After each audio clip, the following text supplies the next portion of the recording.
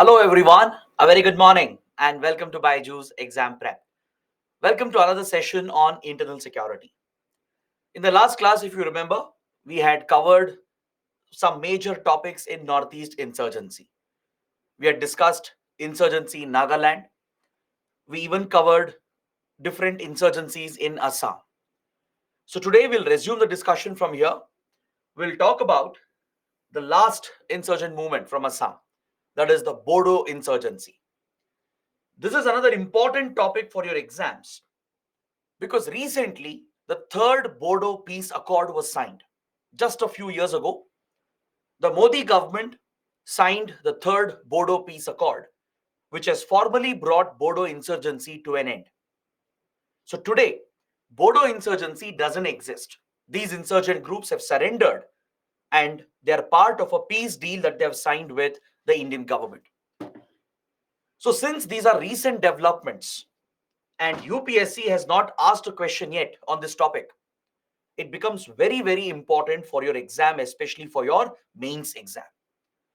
So let's understand who are the Bodos. Where can you find them? What issues led to the start of Bodo insurgency? And how has India resolved this insurgent movement? The Bodos are a ethno-linguistic group found in Assam. They're found in the northwest part of Assam. If you can look at this map, you'll understand where the Bodo community can be found. In this part of Assam, the northwest part of Assam, this is where you find the Bodo community. They are an ethno-linguistic community, meaning they are a minority ethnic group in the region. They are native to this region and they speak a distinct language, the Bodo language. Is that clear? That's why it's an ethno-linguistic community. Their identity is based on their ethnicity and also on the language they speak, which is the Bodo language. So this small community is very proud of its culture, its identity. And due to certain issues, there was an insurgent movement that broke out in this region. So districts like Kokrajhar, which I mentioned in the previous class, Chirang, Udalguri, and Baksa.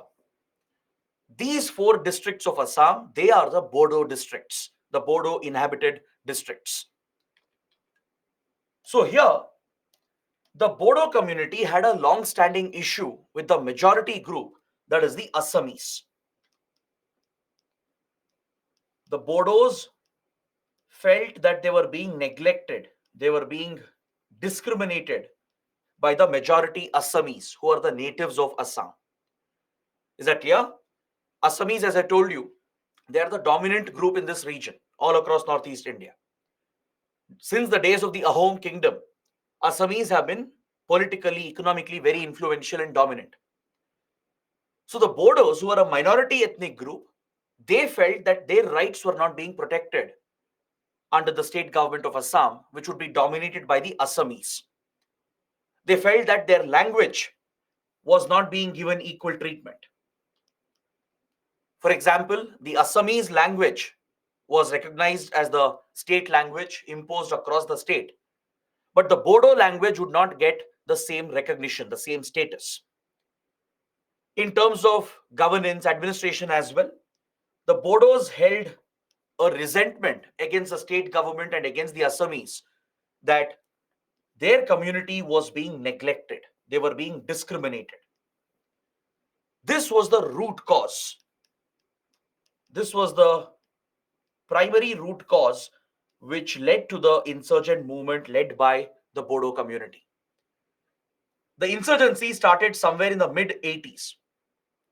As you can see, the community inhabits the Brahmaputra Valley, and it's in this region that Bodo insurgency broke out by mid-1980s.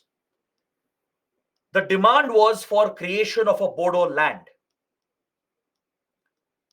There was a separatist movement that broke out here, which was calling for the liberation of this region, not just from Assam, but from India itself. It was a separatist movement with the stated aim of forming a separate country called Bodo land.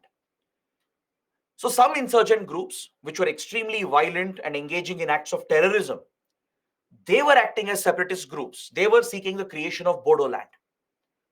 Later, there were other groups as well, which only wanted more autonomy. There were some Bodo political groups which were more moderate. They were demanding only autonomy within the Indian constitution, within the state of Assam itself. There were some other movements that demanded statehood, that is, within the sovereignty of India. They wanted the Bodo region to be carved out of Assam and the region to be set up as a separate state. So such movements were also seen, led by different Bodo groups. Is that clear? So there were some Bodo groups which were separatist groups seeking the separation of this region from India itself. Their goal was to form Bodo land as an independent nation. There were other groups which were slightly more moderate, which were settling for more autonomy, constitutional autonomy, and some were demanding statehood. So let's understand what were these groups, which was the most notorious, dangerous group. How did India tackle the threat? If the third Bodo Accord was signed, it means there is something called first and second Bodo Accord as well, right? So let's understand the sequence of events, and then finally we'll conclude the discussion by talking about the third Bodo Accord. The first major Bodo insurgent outfit to be formed in the mid-1980s was the BDSF, the Bodo Security Force. It was formed in mid-1980s. By around 1985, this group was established by a notorious terrorist known as Ranjan Daimari. Ranjan Daimari would establish this insurgent group called BDSF, Bodo Security Force. And the goal of this group was to seek complete sovereignty. It was a separatist organization. So under Ranjan Daimari, this outfit would engage in large-scale violence, which would be seen as acts of terrorism by the government of India. It would not only target the government forces and the government institutions, this group would start targeting the non-Bodo community as well. Because BDSF blamed all the problems on outsiders. Outsiders like Assamese, the illegal migrants who had come from Bangladesh, other tribal communities settled here in the Bodo region who were working in tea plantations. They were targeted by this outfit by blaming these outsiders as the root of the problem. Essentially, the BDSF was a notorious, dangerous terrorist organization led by Ranjan Daimari. So throughout the late 80s and 1990s, this group carried out many major attacks, not just against Indian security forces, but also against non-Bodo civilians. So Assamese people were targeted. Then illegal migrants, right? They would be targeted. As we studied in the previous class, it was the Bodos who would target the Muslims in the region as well, especially in Kokrajhar, and brand them as Bangladeshi Muslims, as Bangladeshi illegal migrants. The group would even target the tribal tea plantation workers who were brought from central India by the British. I'm sure you know that in the Brahmaputra Valley, there are many tea plantations, starting right from Darjeeling in West Bengal till this part of Assam. Right? This is all dominated by tea plantations, which was started by the British colonial rule.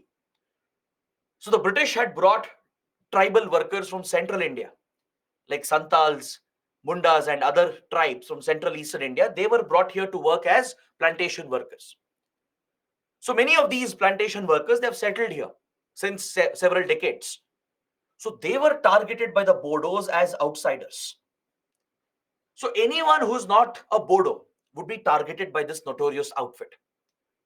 So this is how the scale of violence increased in the Bodo region. So as the violence increased, as insurgency increased, In 1993, we managed to work out the first Bodo Accord with some of the more moderate groups. There were few Bodo political groups which were slightly more moderate than BDSF. BDSF was the one creating problems, engaging in violent acts of extremism. But other Bodo leaders who were slightly moderate, who were only raising political demands, they were approached by the Indian government to try and resolve the crisis. So we struck the first Bodo Accord with these political groups and established the Bodoland Autonomous Council. So basically, limited autonomy was granted. Limited autonomy was granted to the region in order to curb the rising Bodo insurgency. But however, please note down, this autonomy was without constitutional status. Meaning, initially, it was not under the 6th schedule of the Indian Constitution. Is that clear? I'll repeat this point. In 1993, to tackle the rising Bodo insurgency led by BDSF, the government of India on one hand was targeting the group with counter-insurgency operations. The security approach was obviously being taken. Just like we tackled other insurgencies, even in Bodo region, we were targeting the insurgent groups with our security operations. Parallelly, we opened a dialogue with the political groups, with the more moderate sections. India negotiated a deal and implemented the first Bodo Accord in 1993. This was an attempt to have a dialogue with the Bodo community and satisfy some of the demands so that groups like BDSF can be brought down. Through this accord, the Bodoland Autonomous Council was created. The region was given limited autonomy, but this was not under the Constitution of India. It was not with constitutional status. It means it wasn't established under 6th schedule. It was only given legal autonomy. Limited autonomy was given, which was opposed by the BDSF. As you can imagine, the BDSF rejected the accord. Ranjan Daimari and his insurgent outfit, they rejected the accord as they wouldn't settle anything less than full independence from India.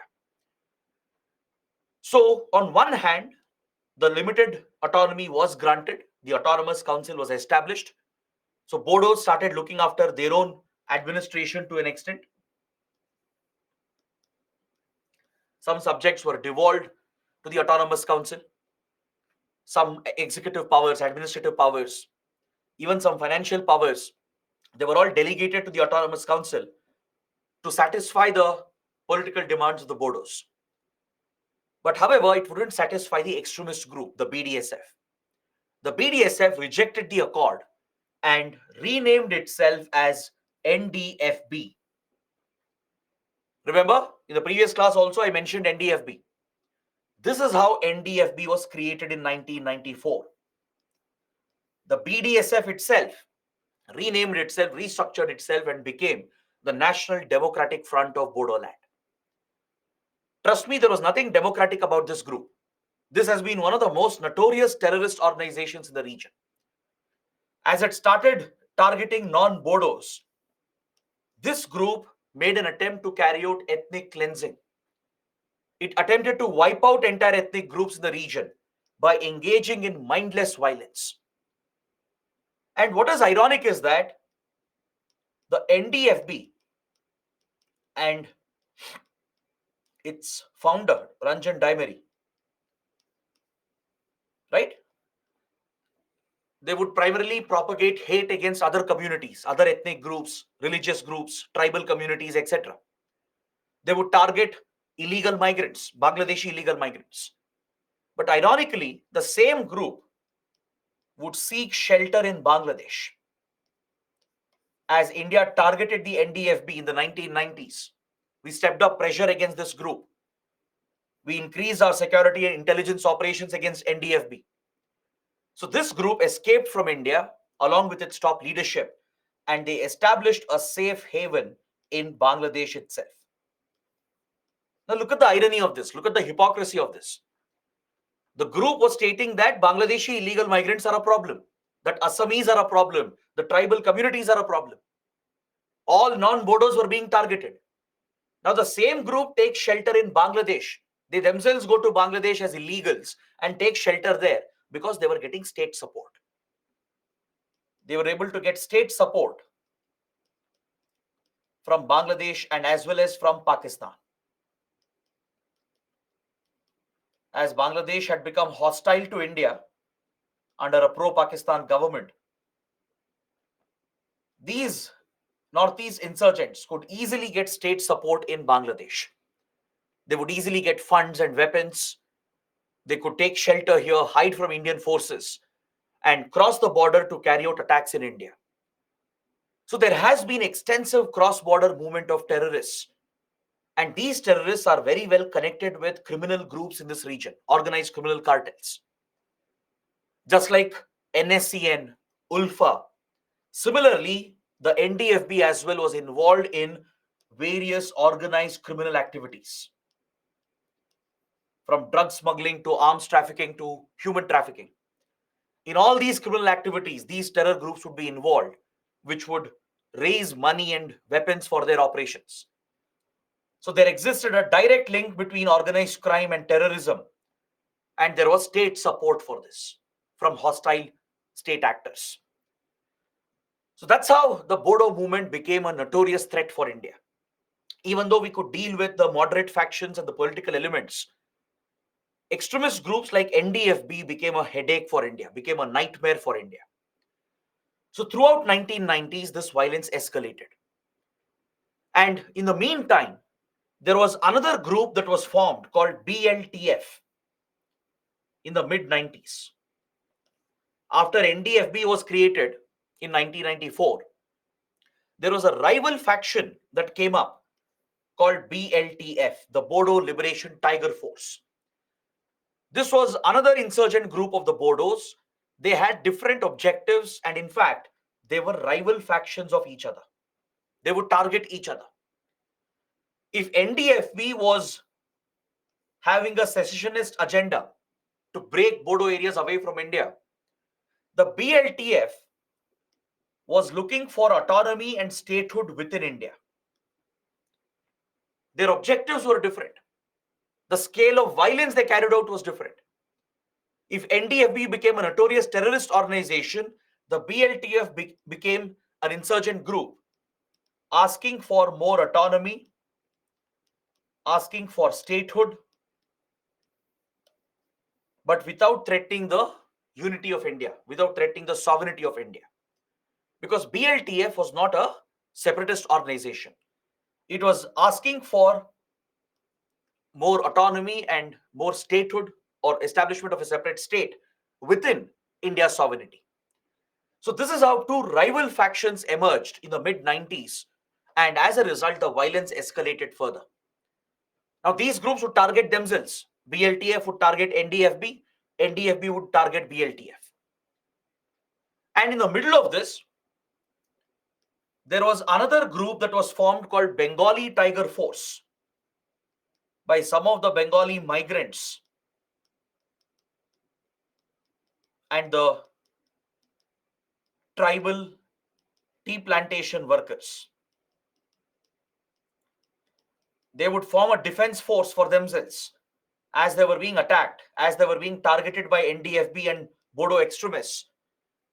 There was another armed group that was formed here called Bengali Tiger Force. So like this, multiple armed organizations came up which would target each other. On one hand, there was NDFB, which was a threat for India itself. Plus, there was BLTF also engaging in violence. Even though it didn't pose a direct threat to India, it was asking more autonomy for a separate state and engaging in counter violence with NDFB. Another group called BTF, the Bengali Tiger Force, came up. Some of the local tribal communities and the Bengali migrants and Muslims, they formed this outfit called Bengali Tiger Force to defend themselves against the attacks of NDFB.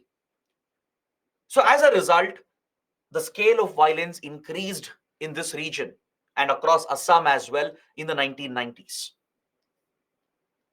Is that clear? There were violent clashes between these groups. They were trying to establish their supremacy over the other. They were trying to push their respective agendas. And as a result, the violence kept increasing in this region. So there is also an allegation that in order to target NDFB, it was Indian security forces and Indian intelligence agencies that supported the BLTF and the BTF. These are not verified reports, but allegations exist that as part of India's covert operations to target terrorist groups like NDFB, it is alleged that Indian intelligence agencies and the security forces, they supported the rival factions. They gave support to BLTF and BTF because these were not separatist organizations. They were not engaging in brutal, mindless violence like NDFB.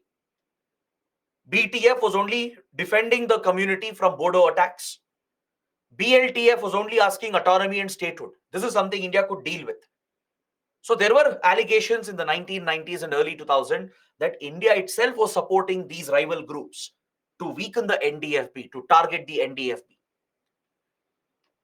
So over a period of time, the violence kept escalating. And you should also understand that there was a communal angle to this fight as well.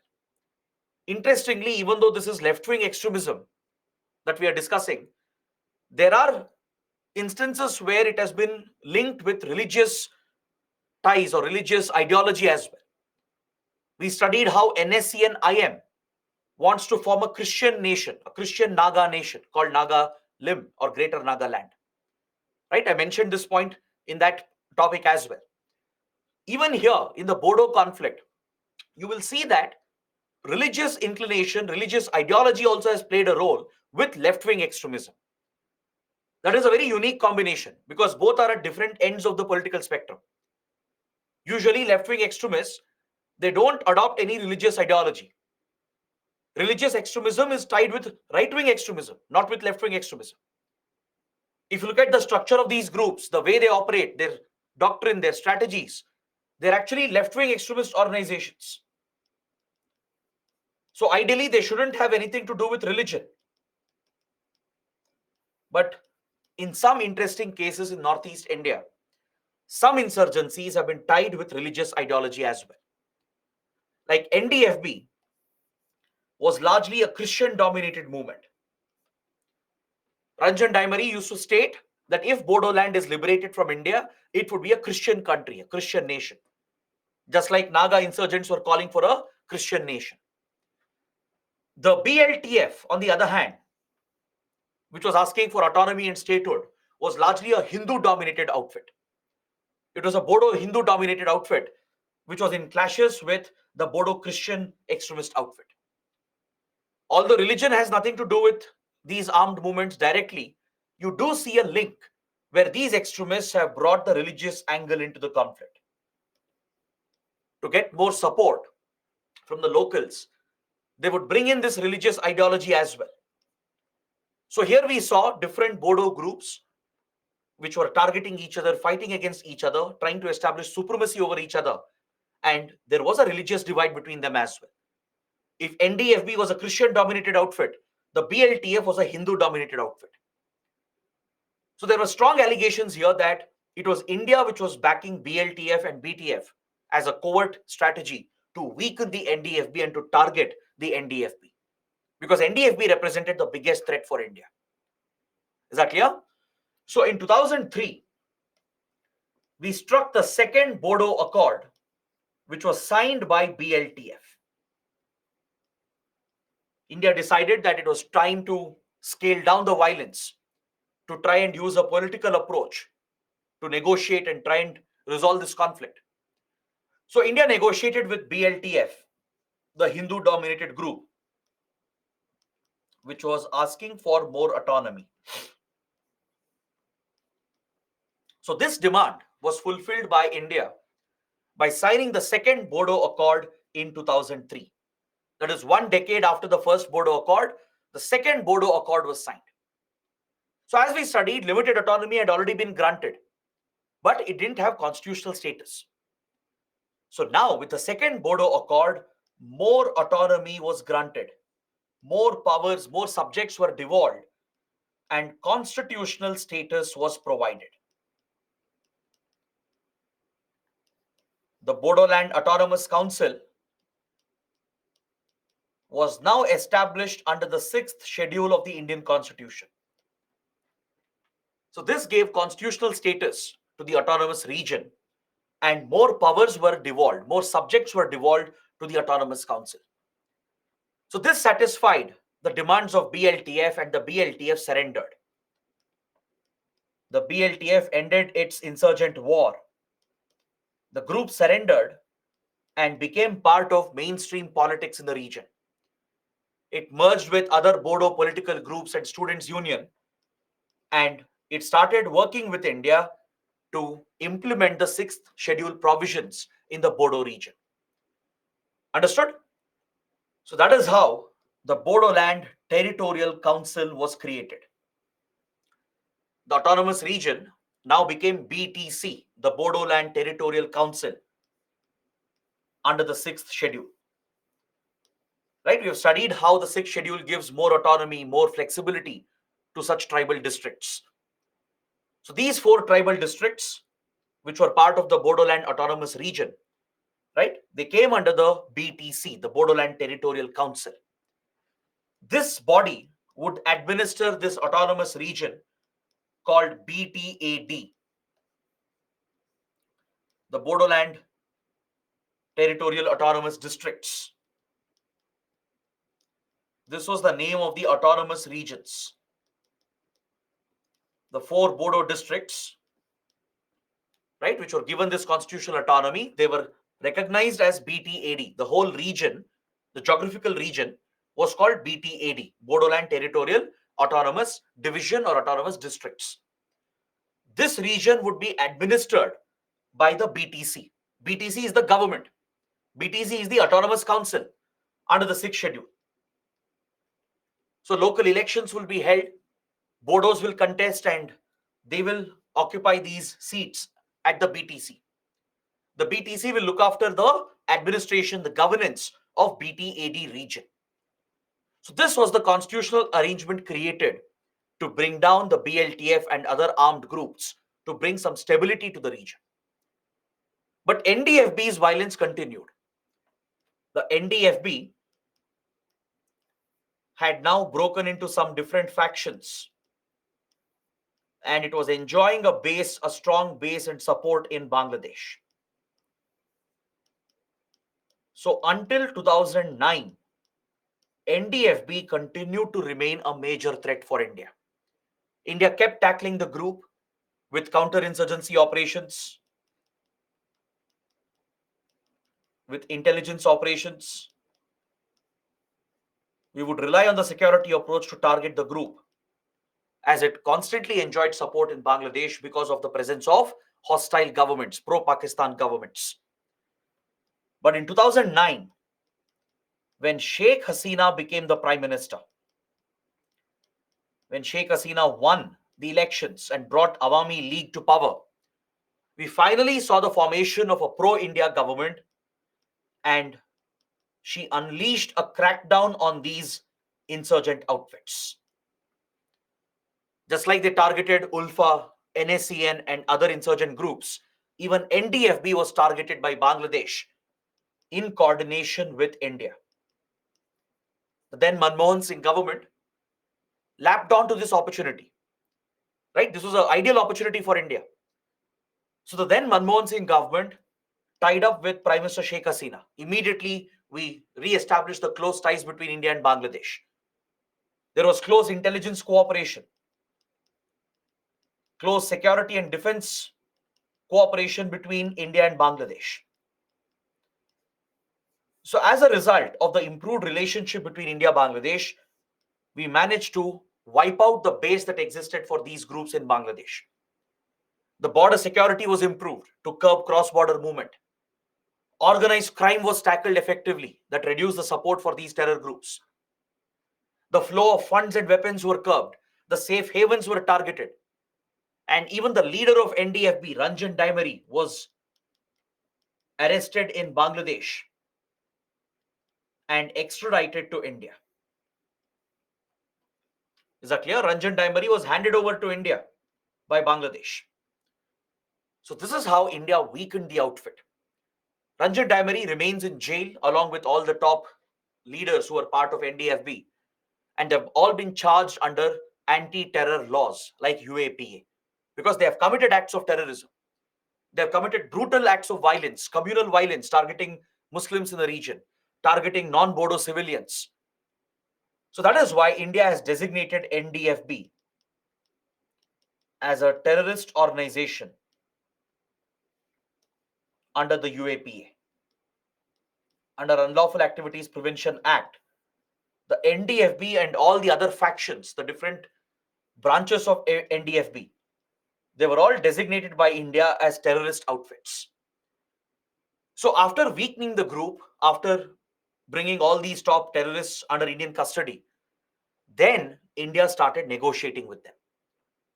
Because India wanted to end Bodo insurgency forever, permanently. Previously, we had satisfied the demands of the political groups in 93 by signing the first Bodo Accord. Then we had satisfied the autonomy demands from BLTF and ended that insurgency. Now, the last remaining Bodo insurgency was led by NDFB, which was the most notorious threat. Now that the group was weakened and these top leaders were arrested and handed over to India, we began the talks for the final round of negotiations, and this is what led to the third Bodo Peace Accord that was signed in 2020.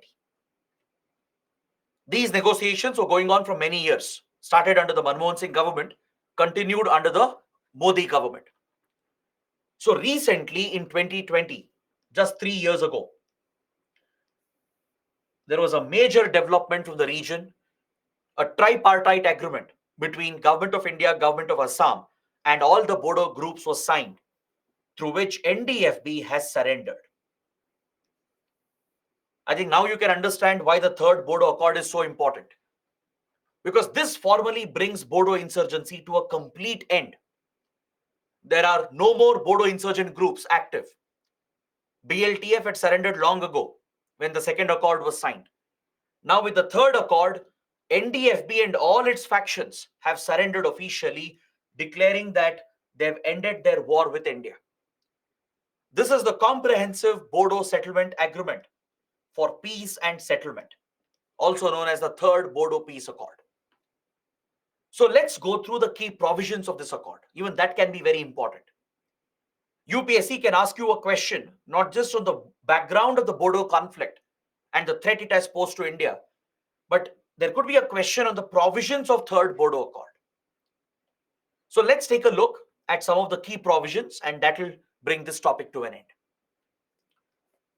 So under the third Bodo Accord,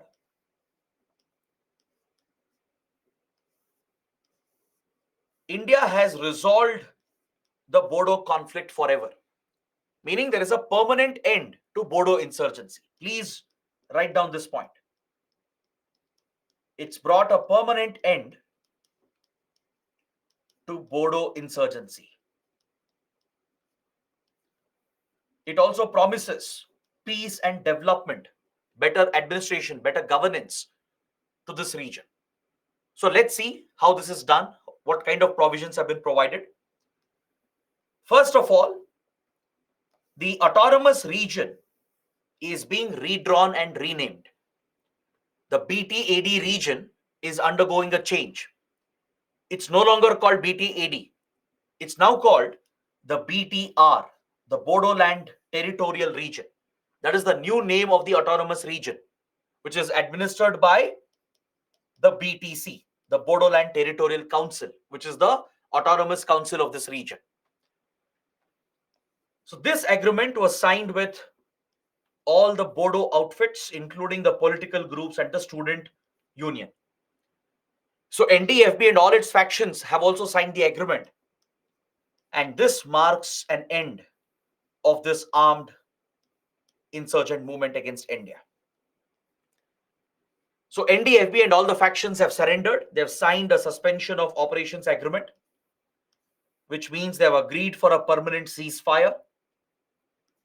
All the NDFB militants, they have surrendered in front of the government forces. They have laid down their arms and weapons, right?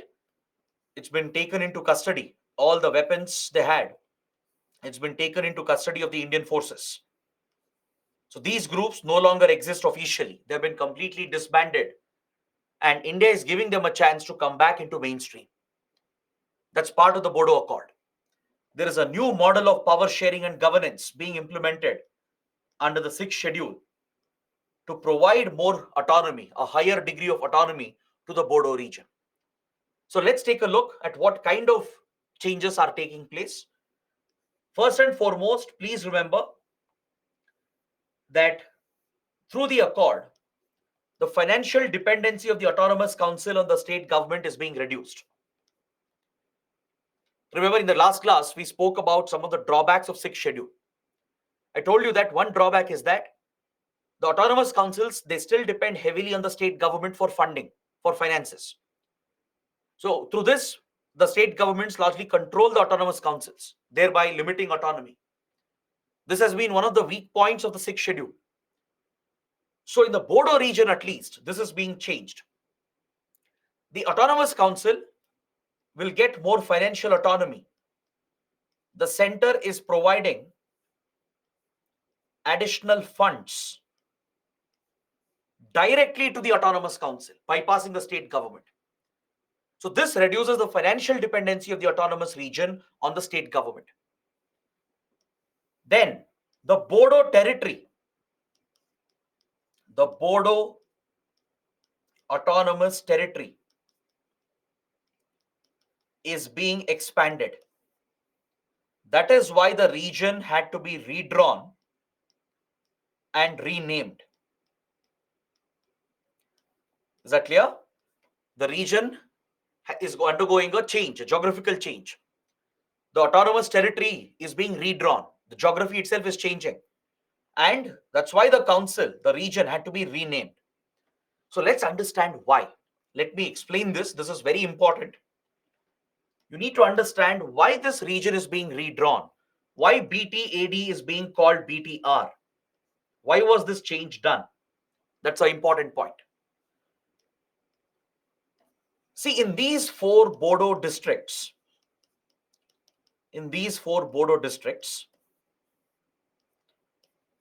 there are few non-Bodo villages which have also enjoyed the benefits of autonomy. Is that clear? The autonomy was meant only for Bodo people, only for Bodo community. But in these four Bodo districts within the autonomous region, there have been few villages which are non-Bodo dominated. Meaning, other than Bodo community, there are other groups as well found in few villages. Even they have enjoyed the benefits of constitutional autonomy because they are part of the autonomous region. And on the other hand, outside the autonomous district, outside BTAD, there are few Bodo villages which have not enjoyed any autonomy. That is, outside these four Bodo districts, outside of BTAD, there were few Bodo villages where Bodo population was in majority, was significant. But these villages did not enjoy any autonomy because they weren't part of the autonomous region. So this was a discrepancy that was present. Is that clear? Within the BTAD, that is within the Bodo districts, there were few non-Bodo villages enjoying autonomy. But outside BTAD, there were Bodo villages not enjoying any autonomy. So to address this discrepancy, the changes are being done. The changes are that BTAD has been renamed as BTR. All right. BTAD does not exist anymore. Bodoland Territorial Autonomous Division or District, that doesn't exist anymore. Now this region is called BTR. The new name is necessary. The renaming is necessary because the boundaries have been redrawn. The boundaries of the autonomous region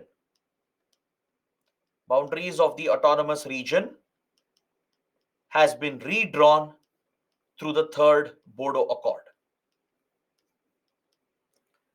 Please make a note of this point. So what has been done?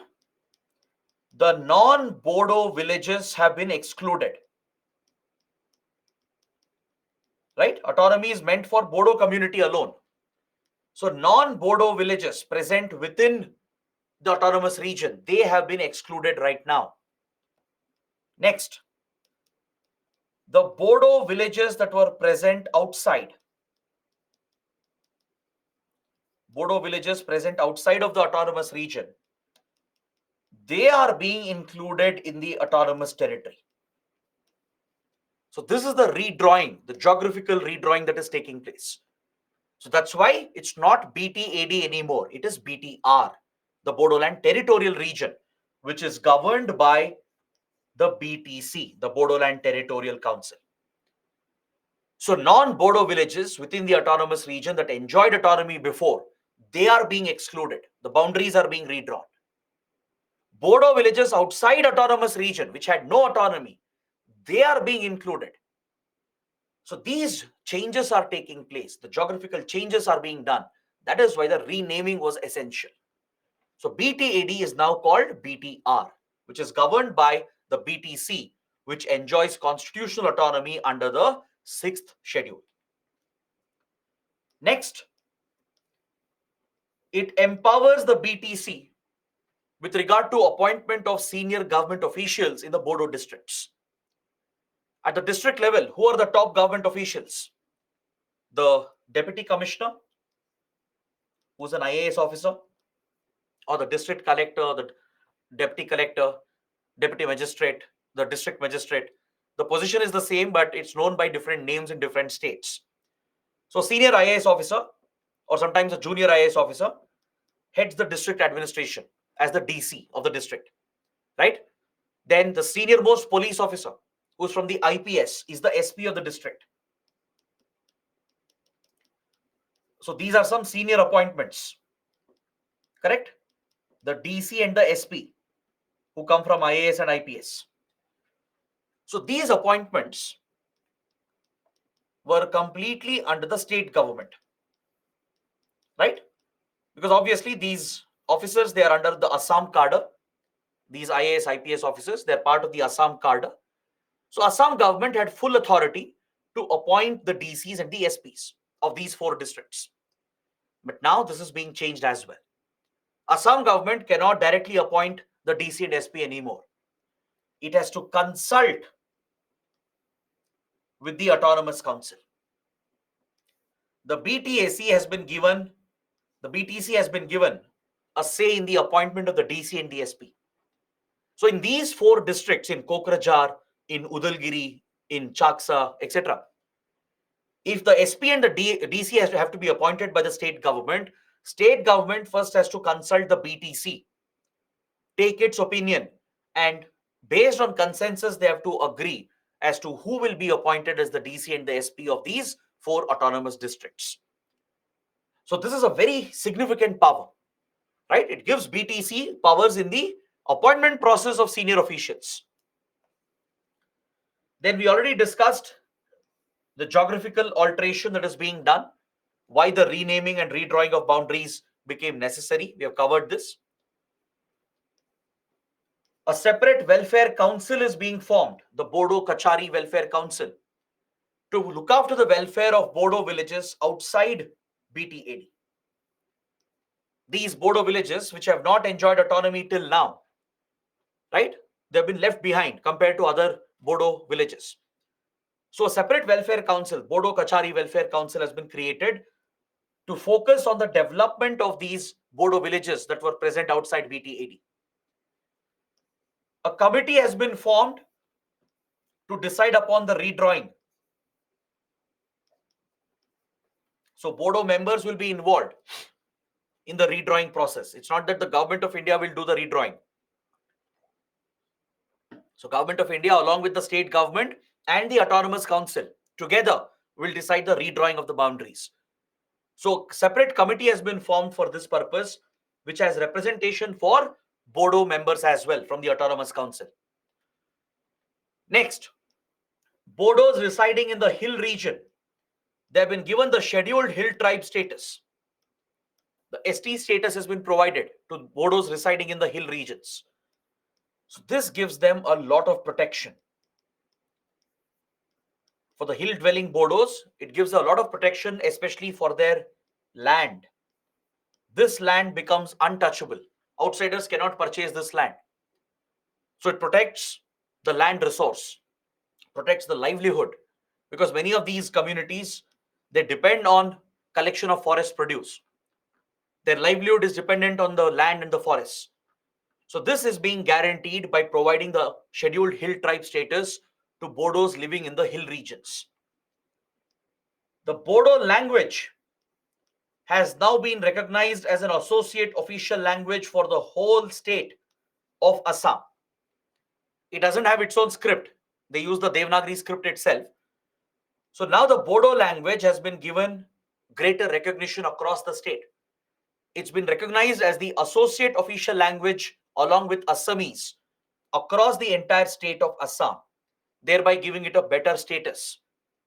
This guarantees the cultural protection of the community. All the militants, around 1,500 militants were there. They've all surrendered and they're being rehabilitated. They're being brought back into mainstream. The government has promised to provide these surrendered militants with jobs, houses, some compensation as well. So they have an incentive to not engage in violence again, and they'll become part of mainstream society and mainstream politics. But however, those who have committed heinous crimes, those militants who have been involved in acts of terrorism, those who have killed our security forces, those who have killed innocent civilians, those who have committed rapes and murders, they will not be spared. The cases against them will not be withdrawn. Like Ranjan Daimari, for example, the leader, right? The cases against them shall not be withdrawn. They will remain in jail. They will be prosecuted. They will be punished.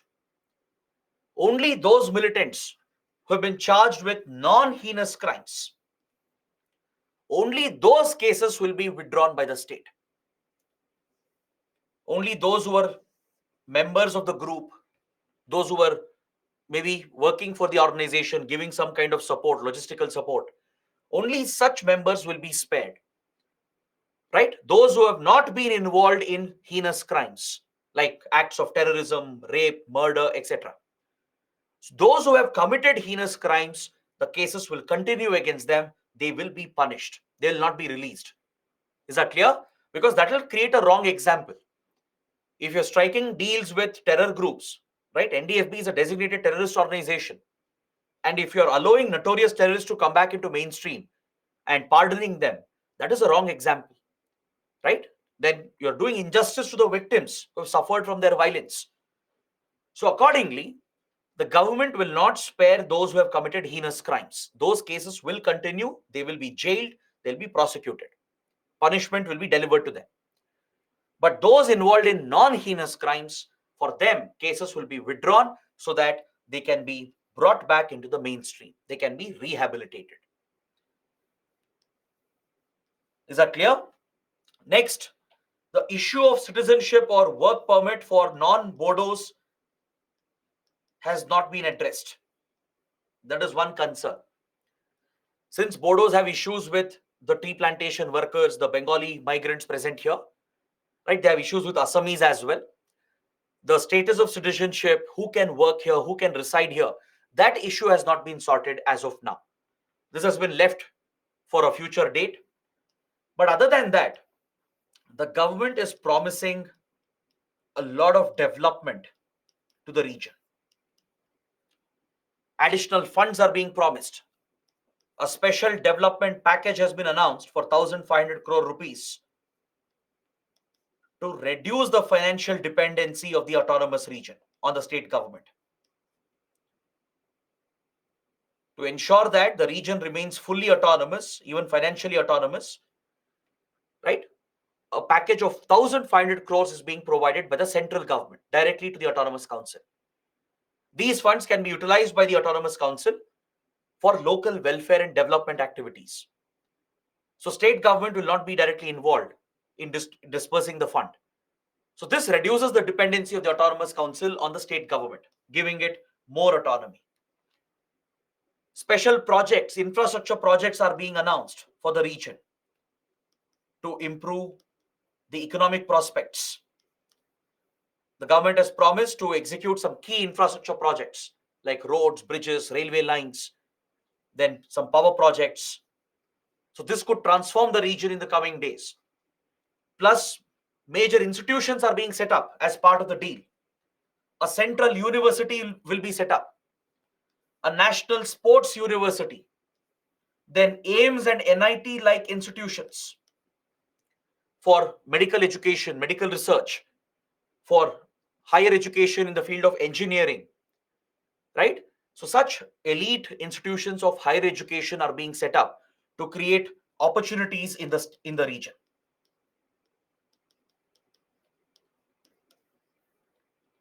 Is that clear? It will improve the educational status.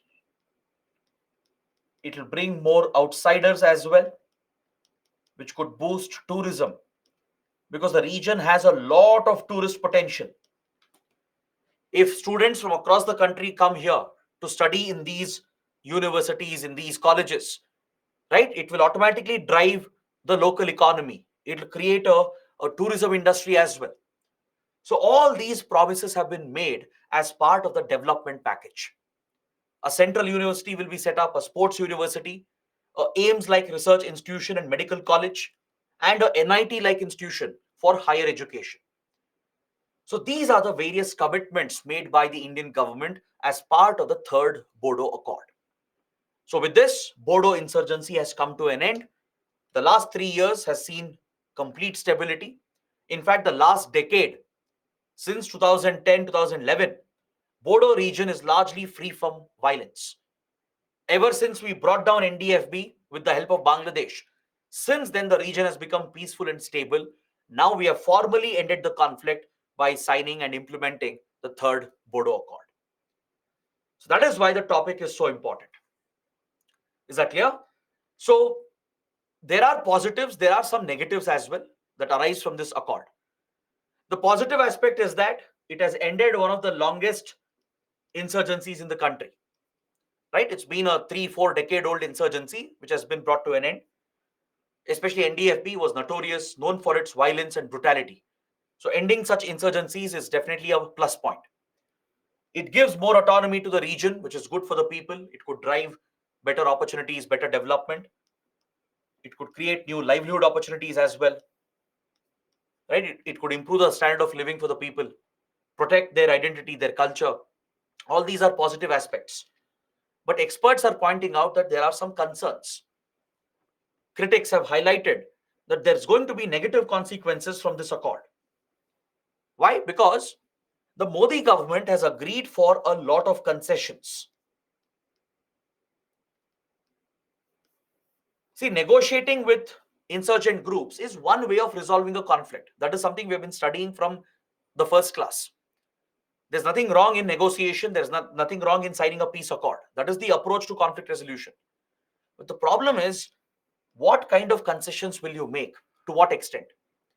Compared to all the peace accords we have signed in this region, this has to be the accord which has given the maximum benefit to the extremists. 1,500 crore financial package has been given. A lot of projects have been announced. More autonomy has been given. The region itself is being redrawn. Right? So the fear is that this could again set a wrong example. Because the region is affected by violence. Right? Across the Northeast region, other groups will see what has happened with Bodos. Now, they will assume that if you're more violent, if you're more extremist, then tomorrow the government will give you more concessions. Right? That could become the wrong example from this. Tomorrow, Nagas might ask for unreasonable demands like this. Right? The Naga insurgents. Tomorrow, insurgents in Manipur might ask such demands, which may not be uh, met by the state. Right? They might ask for more financial support. They might ask for more political concessions, constitutional concessions. So this might become a wrong example. That is, if you engage in more violence, if you are more brutal, then tomorrow the government will concede more, will give you more concessions in a peace accord. So this could motivate some of the extremists to be driven by these political financial agendas that could further destabilize the region in the coming years. Right now, it's too early to judge. It's only been 3 years since the accord came into force. Right? But down the line, we'll get to know whether it's a success or whether it will give rise to these concerns. But you should be aware of this, that critics are not wrong. The experts who have pointed this out, they're not entirely wrong. Because we have given a lot of concessions in this case. Right? Even previously, we have signed peace accords. We will study that in the coming topics. But problem is with the concessions we have given, with what we have agreed to. We have given a lot of concessions in this case, including a lot of financial concessions, which could become a wrong example in the coming years. So on this note, I would like to end my discussion on Assam. We have had a detailed, comprehensive discussion on Assam because it's a big topic. It's a very important topic. The different insurgencies, the root causes, the way India has tackled them. All this is very, very important. You can expect a big question on insurgency in Assam. So you will have to talk about Ulfa's insurgency, the statehood movements, then Bodo insurgency. All these have to be discussed in the same answer. I hope everything is clear with regard to Assam. If you have any doubts, any questions, please let me know. I'll take up your questions first, and then I'll proceed to the last few topics. After taking your questions, we'll discuss Manipur, the current burning issue in India. We'll also discuss Mizoram and Tripura, which are smaller topics, and we can wrap up this chapter today. In the meanwhile, we'll spend 5 minutes on answering all your questions related to Assam.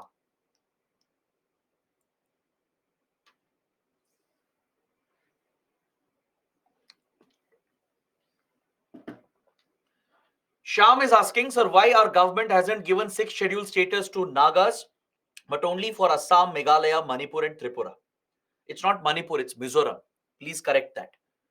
6th schedule applies for Assam, Meghalaya, Mizoram, and Tripura, not Manipur and Tripura. 6th schedule status has been given only to select tribal districts in the country. There are 10 tribal districts in total, 3 in Assam, the rest in Meghalaya, Mizoram, and Tripura.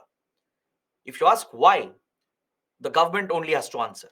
Because these were the most backward tribal areas where there were problems related to insurgency, problems related to lack of development. These were the tribal communities which were the most backward communities. Compared to, let's say, Bodos, Nagas are much more dominant. Nagas are a dominant ethnic group in the region, right? So the government's view is that Nagas don't need constitutional status. They don't need direct constitutional protection under the 6th schedule, right? Same with other tribal groups and ethnic groups as well.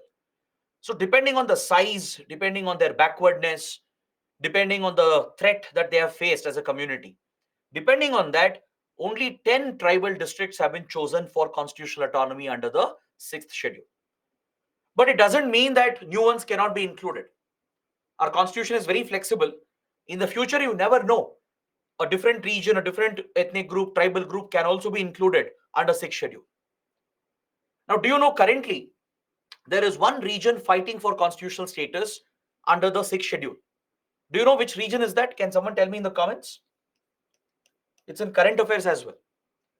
There is one region fighting for constitutional autonomy under the 6th schedule. Very good. All of you have given the right answer. Correct answer is Ladakh. Right now, Ladakh has autonomy, but only legal autonomy under a statutory law. But people of Ladakh are demanding constitutional status under 6th schedule. So government may accept it.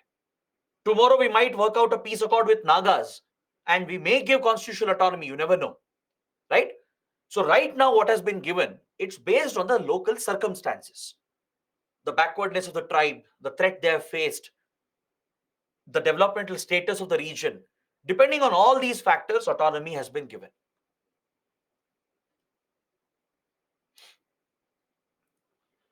Sham is asking, sir, I don't know whether this type of question can be asked, but is there a chance that propagating the idea of a Christian country is part of a plan to get support from Western countries?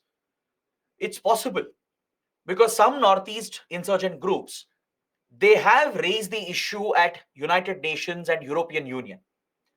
So trying to bring in a Christian angle could be a deliberate attempt to get more global attention, global support, like NSCN, the Mizo insurgent groups, even the Bodo outfits. They might have given a religious angle to their movement deliberately as well, because they can have some support in Europe, especially.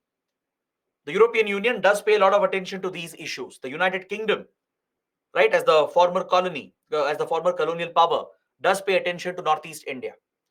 At the UN as well, these groups have sometimes tried to raise the issue with some foreign support. So giving it a religious angle might be a part of that attempt to get some global attention and global support. So you're absolutely right. You're not wrong.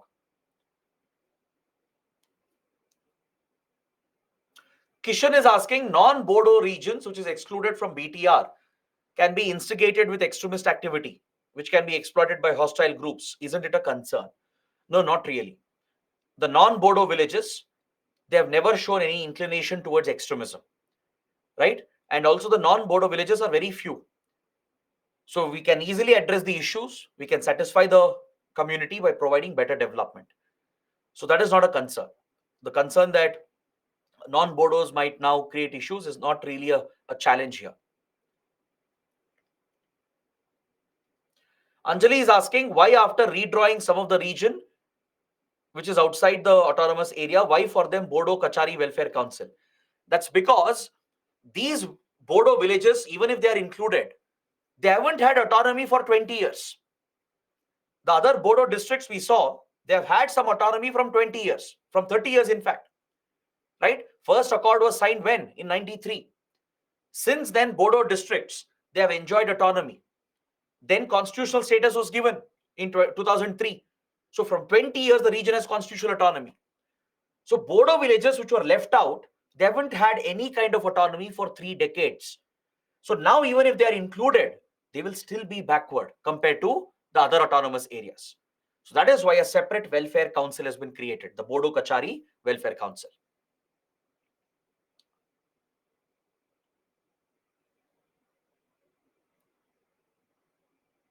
Prince is asking, is it ethical to negotiate with insurgent groups that have committed severe human rights violations? See, that is the approach you have for conflict resolution. I've been addressing this from the first class. Be it Naxals, be it Kashmiri insurgents and separatists, be it Northeast insurgents. These are Indian citizens. They are Indian people, right? Yes, they would have taken the wrong path. They would have engaged in extreme violence. Even they might be classified as terrorist groups.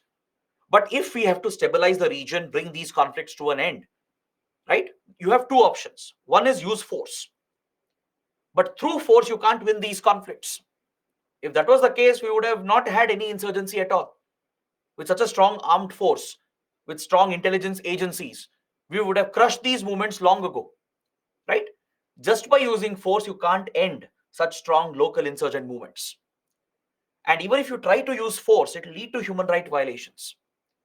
It will lead to unnecessary human rights violations that creates a vicious cycle of violence. Now see what has happened in J&K in the last few days.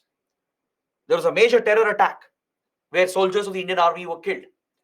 Following this, few rogue officers of the Indian Army have committed something atrocious. Civilians were picked up for questioning, and 3 civilians who were picked up, they have been found dead with torture marks on their body. So there is every indication that some rogue officers have committed human rights violations in Kashmir. Now this creates more resentment between locals and the security forces. So if you keep using more force, it will lead to this vicious cycle. So along with limited force, we have to negotiate as well. Focus on development, focus on governance, while tackling insurgency, while using the security approach. And once you weaken the group, then you negotiate with them. See, this is very important. When you negotiate with the insurgents is very important. We don't negotiate with them when they are in a position of power. When they are leading a strong armed movement against India, we'll not negotiate with them. Why? Because they will have the bargaining power. They will extract more from India. So India will never negotiate with a group when they have an upper hand. So what India does, it's the same strategy we have followed everywhere. We step up our security operations. We will increase our counterinsurgency operations, our intelligence operations. We'll target the group, we'll weaken the group. Once the group is weakened, that is when we will have a dialogue. Because now the government will have an upper hand. We will have the bargaining power. We can dictate the terms to these groups. We will give some concessions within the Indian constitution, within what's possible. We will give some concessions, but we'll ensure the end of these armed movements. This also guarantees that the movement will not return. When you're working out a political dialogue and providing a political solution, it ensures that the movements will not return. This provides a long-term permanent solution. Is that clear? So talking to insurgents is the right approach. But when you talk to them is the question. You don't talk to them when they are in a position of power. You first weaken them.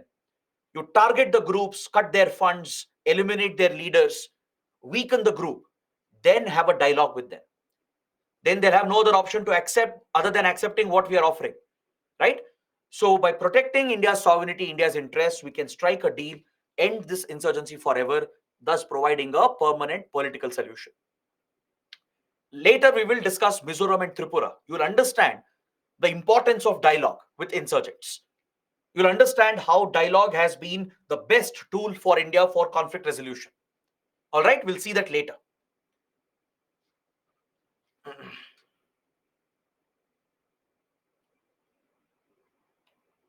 Shreyash had a similar question. I think the reply I gave would answer the same question as well. Vedashri is asking, what was the relation of ULFA with NDFB? Were they also rivals like BLTF? Interestingly, no. It's very interesting to note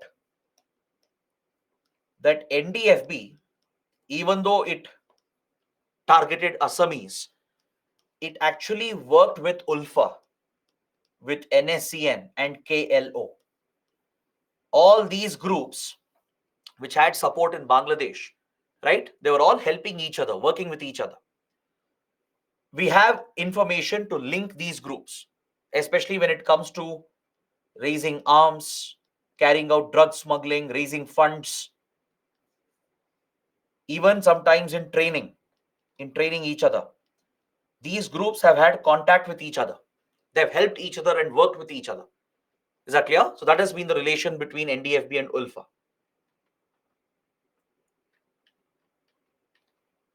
Okay, last question. Kaustubh is asking, sir, how does the Election Commission and security forces ensure that voters' lists are still not being manipulated with illegal migrants?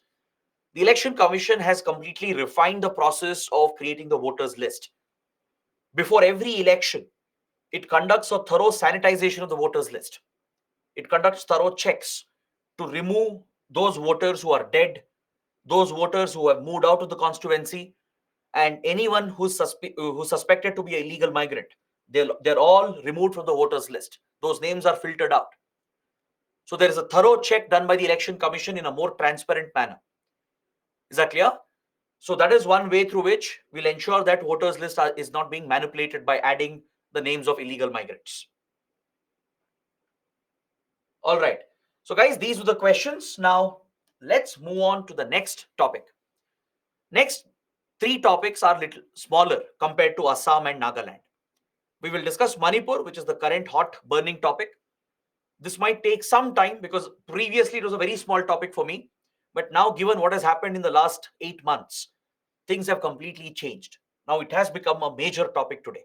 So we have to dedicate some extra time to this. Then after that, we'll discuss Mizoram and Tripura and end this chapter completely. So let's look at insurgency in Manipur.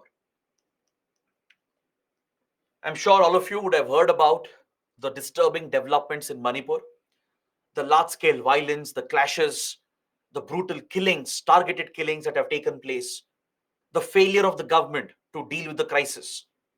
right? There has been absolute failure from the government of Manipur and from the central government, the Modi government.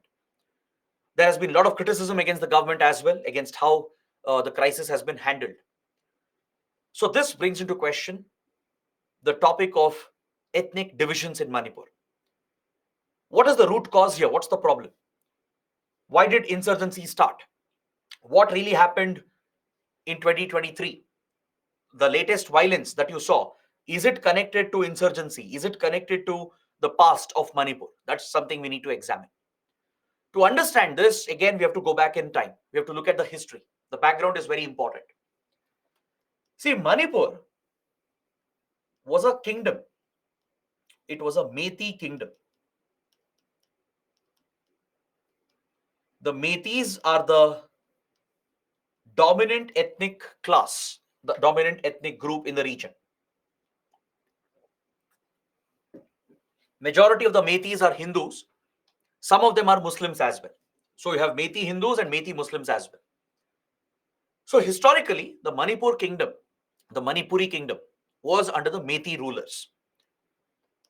It was independent until 1891, and then it came under British supremacy. The British, as I told you, they were shrewd enough to realize that they couldn't govern or control these areas. They knew that these are areas dominated by ethnic groups and tribal communities. These are remote forested areas. They knew security here will be a challenge. So they never enforced their direct rule. They didn't completely occupy these regions and remove the monarchies. So what they did was they struck a deal. Even though the British had defeated the Meiteis, they did not annex the region entirely. They allowed the princely state to remain. They gave the Meitei rulers their autonomy, and they struck a deal with the rulers to protect their economic interests. What did the British want? They wanted protection for India, the colony of India. They didn't want any external threats to come from the east. They wanted access to resources in this region, mainly the forest resources. This was the primary motivation of the British. As long as security is guaranteed, right? As long as these princely states don't threaten the Indian colony, and as long as they give access to the British for forest resources, right? The British were happy. So they struck a deal with the Meitei rulers that the kingdom will be independent. It will have its autonomy, or at least that's what they believed. It wasn't truly independent or autonomous. It was very much part of British India, right? But at least the princely rulers, they were given the belief, they were made to assume that they had some kind of independence, some kind of autonomy. So the British enjoyed full access to the region. They exploited the forest resources. They controlled these princely states. But within the kingdom, the rulers enjoyed their own autonomy. So this led them to assume that they were still independent rulers, that they still had their autonomy and freedom, which wasn't the case. So when the independence of India was approaching in late 1940s, the Meiteis were strongly against joining India. Just like Nagas didn't want to join India, similarly, the Meitei rulers, they opposed any merger with India. They wanted to retain their rule. Now, under the Indian Independence Act, there were three options provided to the princely states. Right? The Indian and Pakistani dominions were created as two new independent nations, and all princely states, they had the option to either join India or join Pakistan, or they even had the option to remain independent. So Meitei rulers, obviously, they wanted to preserve their autonomy. They didn't want their freedom, their independence to go away. Because if they merge with a democratic India, that is the end of their monarchy, the end of their power, their rule. So Meitei rulers refused to join India initially. They were against the merger with India. But India wouldn't tolerate any such demands. India would merge these regions forcefully. India merged all these areas. By 1949, the Kingdom of Manipur was fully merged into the Union of India. That was the right thing to do because it was essential to build a strong union. Right? If you keep meeting these demands from different rulers, then India wouldn't have existed. right? All princely states would have asked for independence. So it was unacceptable to the then Indian leaders. So credit goes to the then Nehru government and Home Minister Sardar Patel, Prime Minister Nehru. They played a critical role in merging these territories, right? So the Methi kings were convinced, in a way forced as well, to merge with India, given some incentives, and thus Manipur became part of the Indian Union. But however, Manipur was not a separate state. It wasn't given statehood. It was very much part of Assam itself, right? Its statehood came much later. It became a full-fledged state in 1972. It was later made a union territory for some time as well. It was only in 1972 that it became a full-fledged state. So this merger with Indian Union was opposed by the Metis. So Metis had a resentment against India from the beginning, right? The Methi rulers, the Methi Hindus, and even some Methi Muslims, they had an issue with the Indian government that they didn't want this merger. They wanted their autonomy, their independence. But this alone was not the root cause. This was one of the contributing factors. What happened later is what gave rise to the divisions and the violence in Manipur. The same reason explains the current violence, the current cycle of violence in Manipur as well.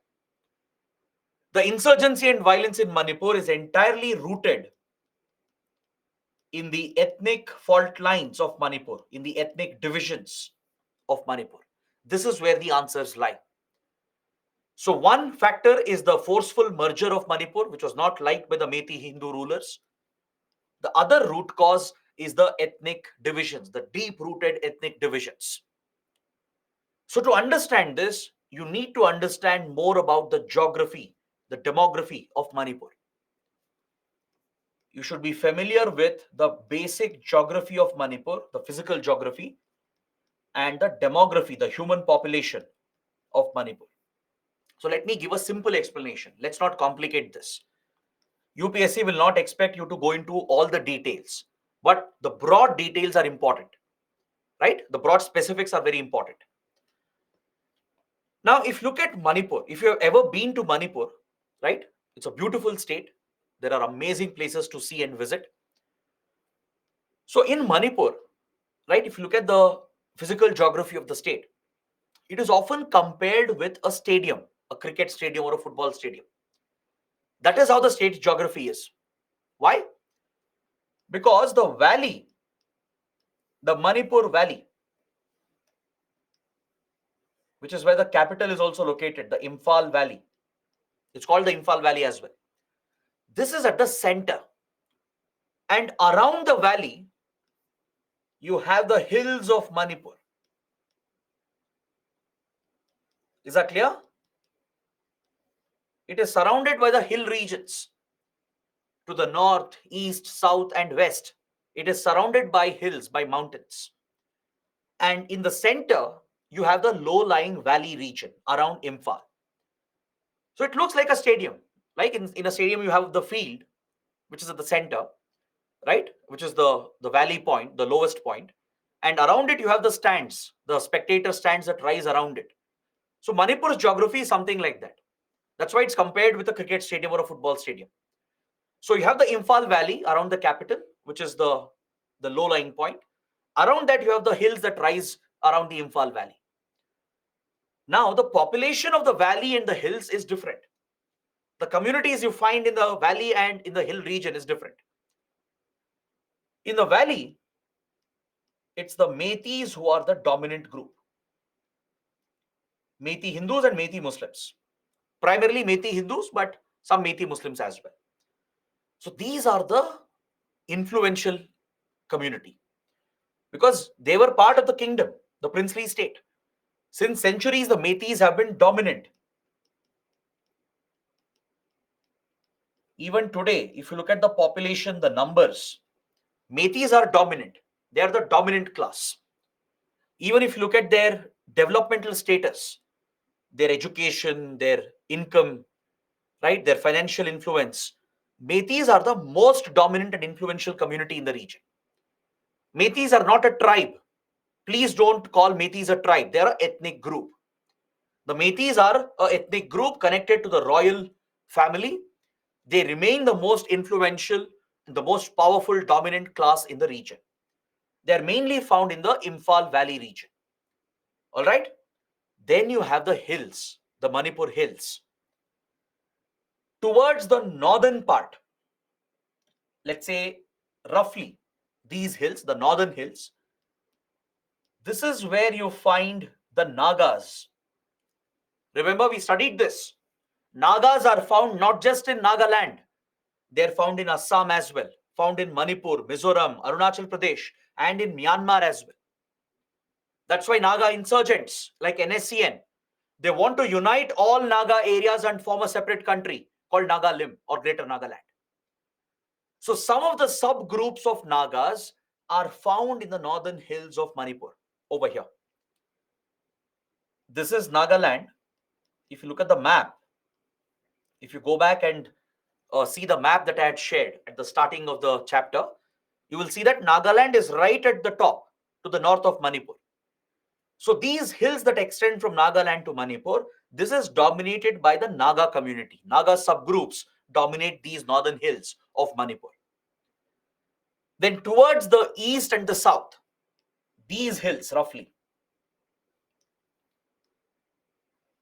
All right. This is where you find the Kukis, the Kuki community. The Kuki community, right? It's a minority ethnic group, a tribal group residing in these hills of Manipur. And they share close connections with other tribes of Myanmar. Some tribes in Myanmar are connected to the Kukis in Manipur. They have a direct connection, a familial connection, a cultural ethnic connection. So there is the Kuki Zo or the Kuki Zomi community. The Zomis are from Myanmar essentially. All right. They even have connections with the Chin of Myanmar, the Chins. So Kukis have these connections with the Zo, Zomi, and Chin community who come from Myanmar. So the border divides them, right? So right next to Manipur, you have this border, the border with Myanmar. The state shares a long boundary with Myanmar, and communities like Kukis are connected to certain tribes and ethnic groups on the other side of the border. Is that clear? Now, this is what you should know about the geography, the demography of Manipur. The Nagas and Kukis, they are the hill-dwelling tribes. Here, the Nagas have tribal status. In Nagaland, Nagas have no tribal status. They are just an ethnic group. But here, Nagas are in minority. They reside only in the hill areas. Compared to Metis, they are a minority group. So they have been given the tribal status, the ST status. The Kukis as well, who are in minority, who are backward, they reside in a remote area near the border. They also have been given tribal status. Is that clear? Please understand this difference. This is very, very important. This is the root cause. Metis, they have felt left out. They have felt neglected, even though they are the dominant class. This is a perceived sense of injustice that they have, that Nagas and Kukis have been treated better by India. That is their assumption. Is that clear? See, first of all, Metis had a resentment against the merger. They held resentment against merger with the Indian Union. So obviously there was some grudge, some hatred in 1950s. Then what happened? In 1960s, Nagas and Kukis were recognized as the scheduled tribes of the state. They were given ST status, which was denied to the Metis. Right? Because the ST status is given to the most vulnerable ethnic communities, especially when a community is indigenous, native to a region, if they are in minority. and if they reside in difficult areas like hilly mountainous areas, that too near remote border areas, it means those communities are backward. Their development status is very poor. They don't have economic opportunities, they don't have education, healthcare, right? They're not connected with the rest of the country. There is a direct threat to their land, to their language, their culture. Only such indigenous ethnic groups are given tribal status. So, accordingly, the government of India recognized the Nagas in Manipur only in the hill areas and the Kukis in the hill areas of Manipur. They were recognized as scheduled tribes and given the ST status. By 1950s, 1960s, this status was given. Now, the same was denied to Metis. Why? Because they are dominant. They are the majority class. They are in majority. Politically, economically, culturally, they were dominant. So there was no need for scheduled tribe status for the Metis, right? The policy of reservation is meant to uplift the weaker classes, vulnerable classes. It's not meant for majority groups. It's not meant for the socially upward communities. It's meant for socially backward communities. So the demand of Metis was unreasonable, according to India. So Metis were not given ST status, but the same was given to Nagas and Kukis. Now, what happens because of this? Because of this, the land of the Nagas and Kukis became protected.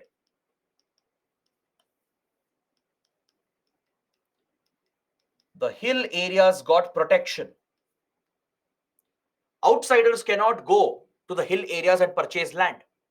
That is Metis, even though they are politically, economically dominant, they can't go to hill areas and purchase Naga land or Kuki land. They can't own property. Is that clear? And because of ST status, they will enjoy a lot of privileges. They will get reservation in education, in government jobs. They will also get more government benefits like more subsidies, more welfare funds, more development and welfare programs focused on the scheduled tribes. So the Metis saw that this was a disadvantage to them. Now they couldn't go to the hills and purchase tribal land, but the tribal communities could come down to Imphal Valley and purchase Metis land.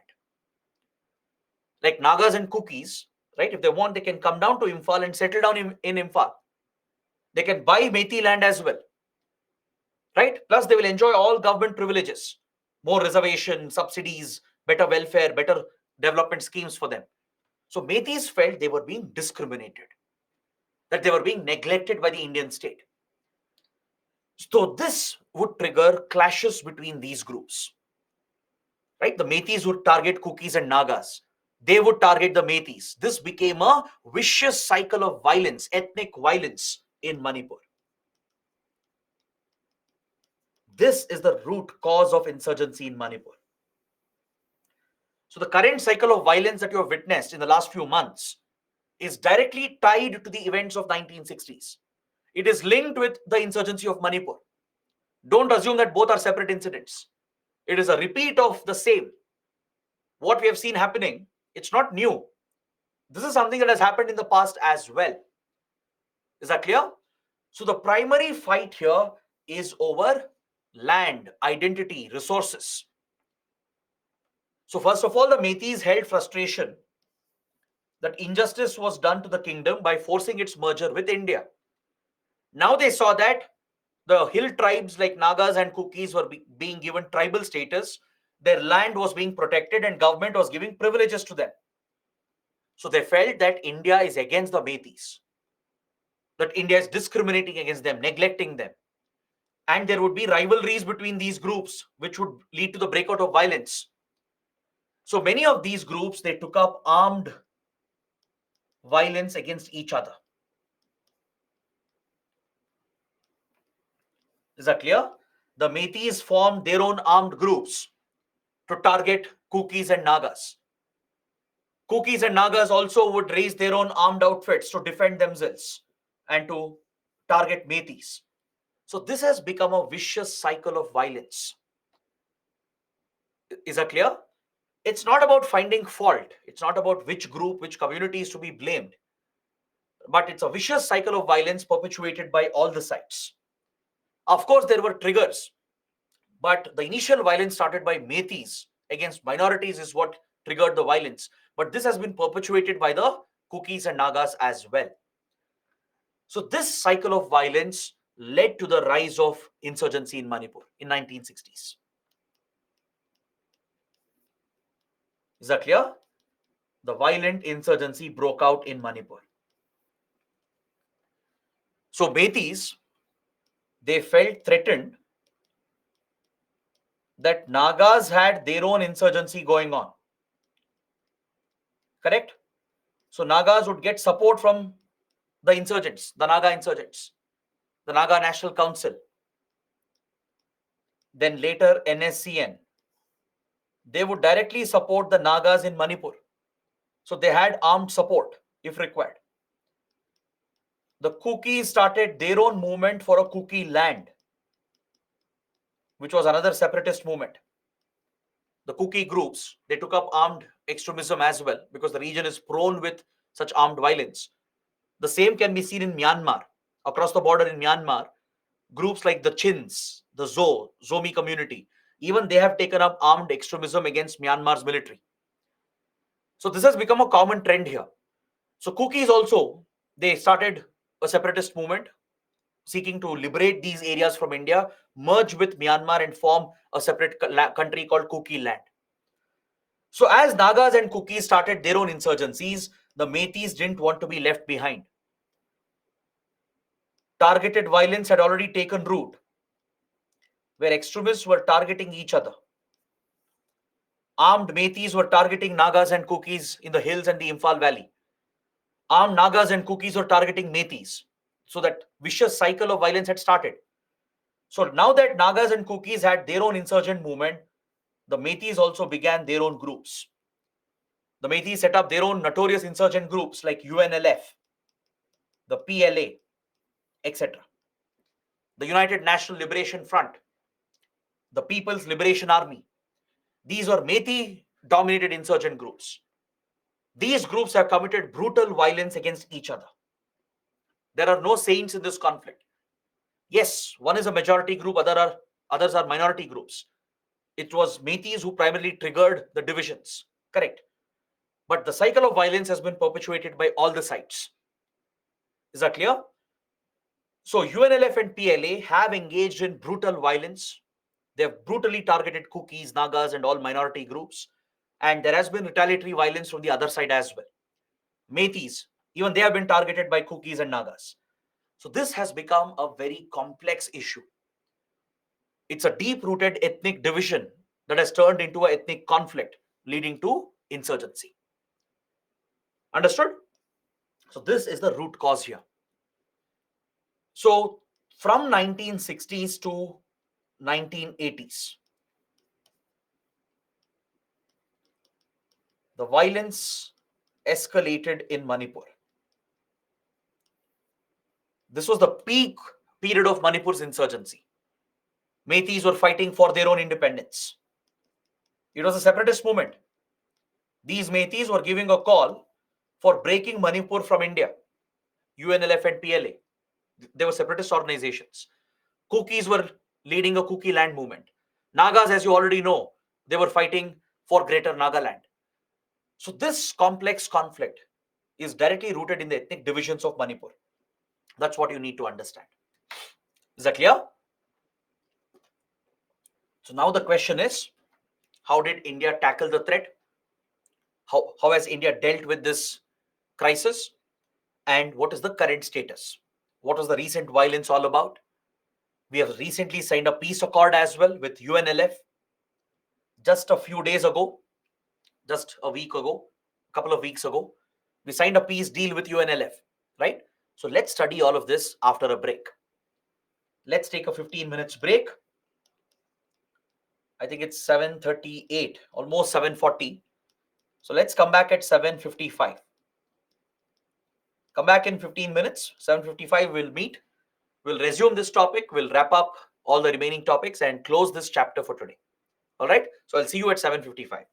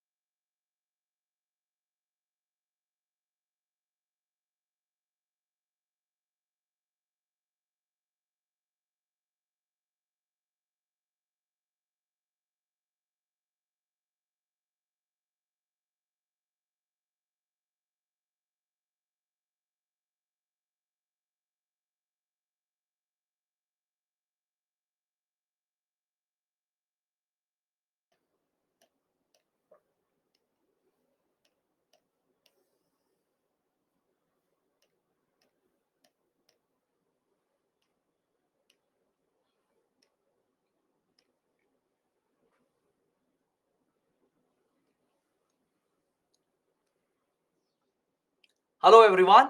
Welcome back to the session. So, we were discussing about insurgency in Manipur before the break. We understood the root causes, we understood how the insurgency broke out, and which groups were leading these insurgencies in Manipur.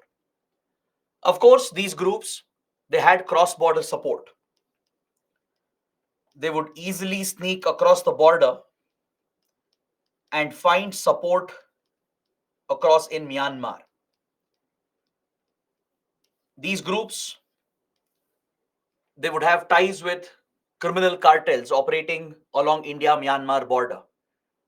As we have studied, Myanmar is part of the Golden Triangle region, which has been a hub of criminal activities like drug production, arms trafficking, human trafficking, etc.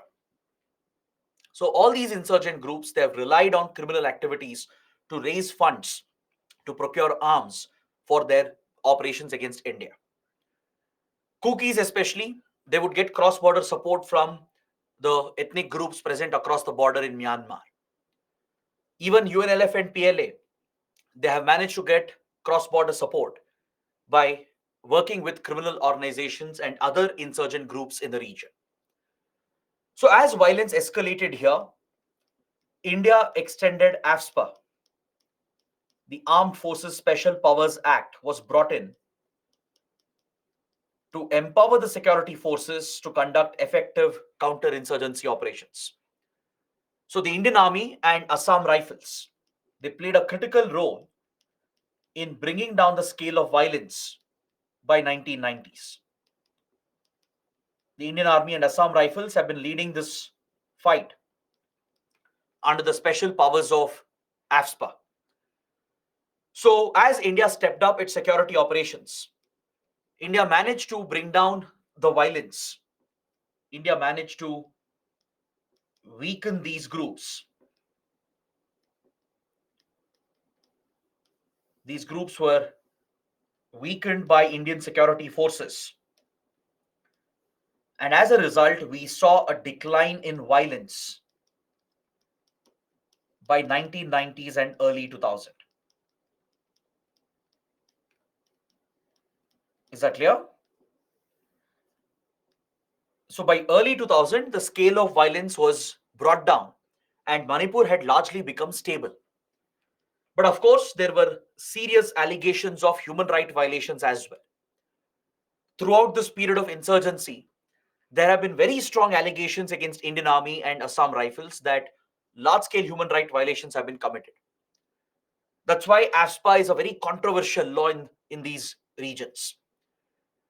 Some of you might have heard about Irom Sharmila, a very popular activist from Manipur. She led a hunger strike for several years against accusations of rape and molestation committed by some of the rogue officers of our security forces. Iram Sharmila became a very popular figure. She recently ended her hunger strike and she has joined mainstream politics.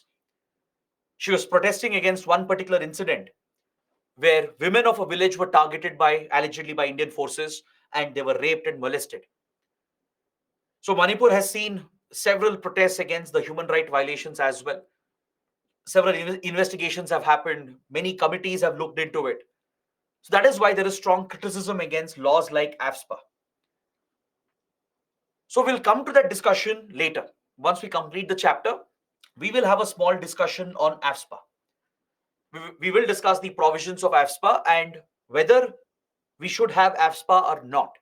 We'll look at both sides of the argument. But for now, please understand that because of AFSPA, because of the special powers given to the armed forces, the Indian Army and Assam Rifles were successful in bringing down the violence. If not ending the insurgency entirely, at least in reducing the scale of violence and in making Manipur stable. So by early 2000, Manipur had become largely stable and it was largely free from violence. But with this came allegations of human rights violations, right? So it was a very controversial issue. Now in Manipur, the issue was never resolved. The root cause, the ethnic divisions, this issue was never resolved, it was never addressed. the ethnic divisions remained unresolved. And it is this ethnic division which has again flared up this year, leading to the current crisis in Manipur. Whatever you have seen in the last few months is a result of the same ethnic divisions. It's a continuation of the same issue, the same conflict. So let's understand what has happened in the last few months. What happened in 2023? Because this has been one of the biggest tragedies in modern India. The scale of violence, the atrocities, the brutalities that different sides have committed, right, has been one of the disastrous incidents in the recent past. So what happened was the Metis, who were always unhappy with the alleged discrimination against them, they were always demanding for the ST status. Since Nagas and Kukis enjoyed ST status, the Metis have always been fighting for scheduled tribe status here. Recently, there was a court order by the concerned High Court to implement ST status for Metis as well, based on the recommendations of a committee that was set up by the Tribal Affairs Ministry in 2013. 1 decade ago, under the Manmohan Singh government, a committee had been constituted in the Ministry of Tribal Affairs. The task of the committee is to inquire the status of the Metis, to look into the developmental status of Metis, their backwardness, and recommend whether ST status should be provided to them or not. This committee had favored the provision of scheduled tribe status to Metis as well. So since the committee had recommended that Metis are also backward, they deserve ST status, since then the Metis were demanding the status to be provided. They were demanding the committee's recommendation to be implemented. So few Metis groups had approached the court, and the High Court ordered that the government should work towards implementing the ST status. It ordered the state government and the center to work towards the implementation of this recommendation. So as soon as the court orders were passed, this was strongly opposed by the Kukis. Because the Kukis felt if ST status is given to Metis as well, who are in majority, who are the dominant class, then that would weaken the rights of the Kukis. It could put Kukis under threat. Their land, their culture could be again under threat. So the Kukis led a protest against the implementation of ST status for the Metis. It was during this protest that few armed Metis groups, they clashed with the armed groups of the Kukis.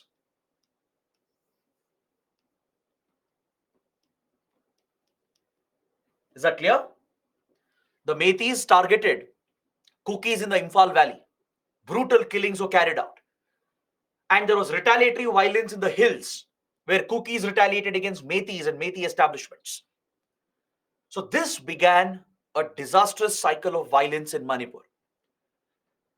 And there is also an external angle here. There is an external factor which is connected to these developments.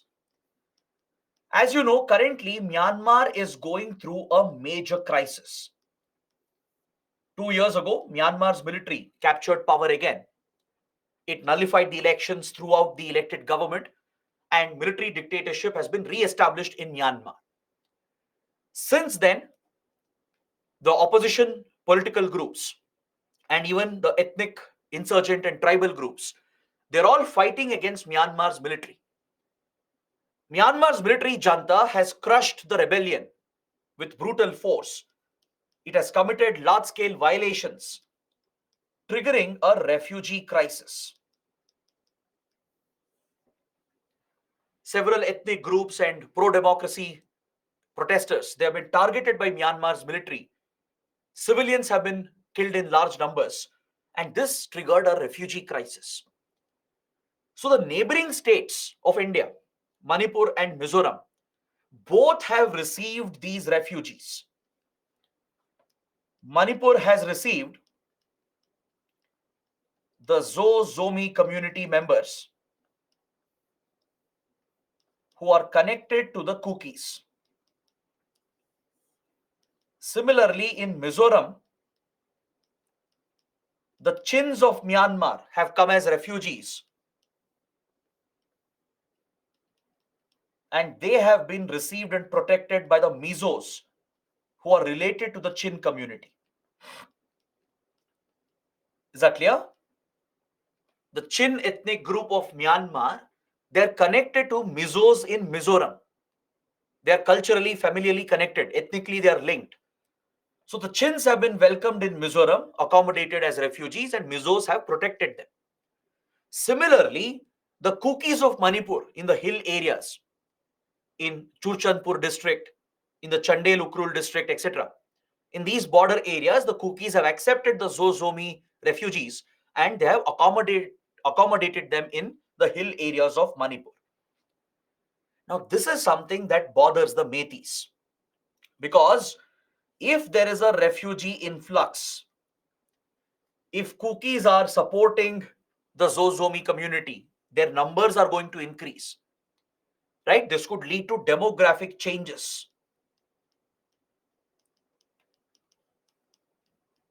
This could increase the influence of Kukis, according to the Metis outfits.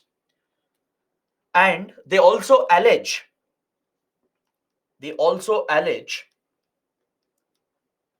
that the Kuki Zo community is involved in deforestation of the hills. The allegation is that they have cleared the forest land to accommodate these refugees.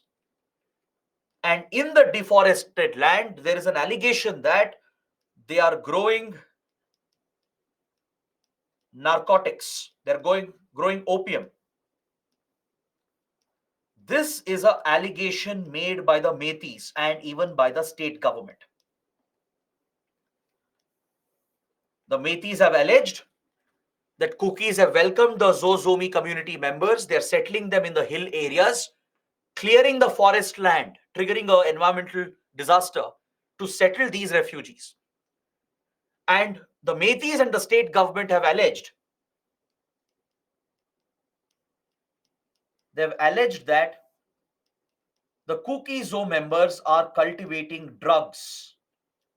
They're growing opium, thus encouraging drug production and drug trafficking, which increases the flow of funds for the extremist armed groups as well. This is an allegation made by the state government and by the Metis community. So just before these protests happened, the state government had targeted the deforestation of the forest areas, the hill areas. The state government had tried clearing some of these encroachments. State government has called these refugee camps as encroachments, and it tried to clear those encroachments by using force. The state police, they cleared the encroachment. Several Kuki leaders were arrested and they were accused of engaging in armed extremism. They were accused of engaging in drug trafficking by working with refugees from Myanmar. So this had already created a difference, a division between the state government and the Kuki Zo community. Then came the court order, which asked the state government and the center to implement the ST status for Metis. So Kukis who opposed the ST status for Metis, they protested, they led a protest. During this protest, the Metis armed groups targeted the Kukis. Large-scale violence broke out in Imphal, where targeted killings were executed by Metis armed outfits. This led to retaliatory violence by Kuki armed groups, where they targeted the Metis in the hills. And this began the cycle of deadly violence in Manipur. There have been brutal murders, rapes, unspeakable violence has been committed by both the sides. Metis armed groups started the chain of violence. Kuki armed groups have continued this cycle of violence. So, in this whole crisis, the center and the state government have been blamed by experts, by analysts, for failing to contain the situation. Even though the signs were evident, the government hasn't done enough to prevent the crisis. There was enough intelligence available, enough warnings available regarding what might happen if these tendencies were not curbed. So that is why there is a lot of criticism against the Modi government and the state government for failing to curb the violence. And even after the violence broke out, even though additional troops were brought in by the Home Ministry, they weren't able to contain the violence, and there have been allegations that security forces are taking sides. It's been alleged that the Manipur State Police has sided with Metis. There is an allegation that Assam Rifles has sided with Kukis.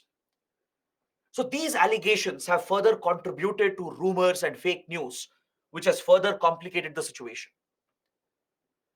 So later, the government brought the situation under control after several weeks, but by then the damage had been done. Several killings had taken place, large scale violence had occurred, and even today the situation is very, very tense. I'm sure many of you would have seen the viral videos and images. They are very disturbing graphic images that have come from here. Internet was suspended for several months, right, to prevent the spread of information. But once the bans were lifted, a lot of visuals, images have come out from Manipur dating to April, May 2023 that highlights the kind of violence the state has suffered from.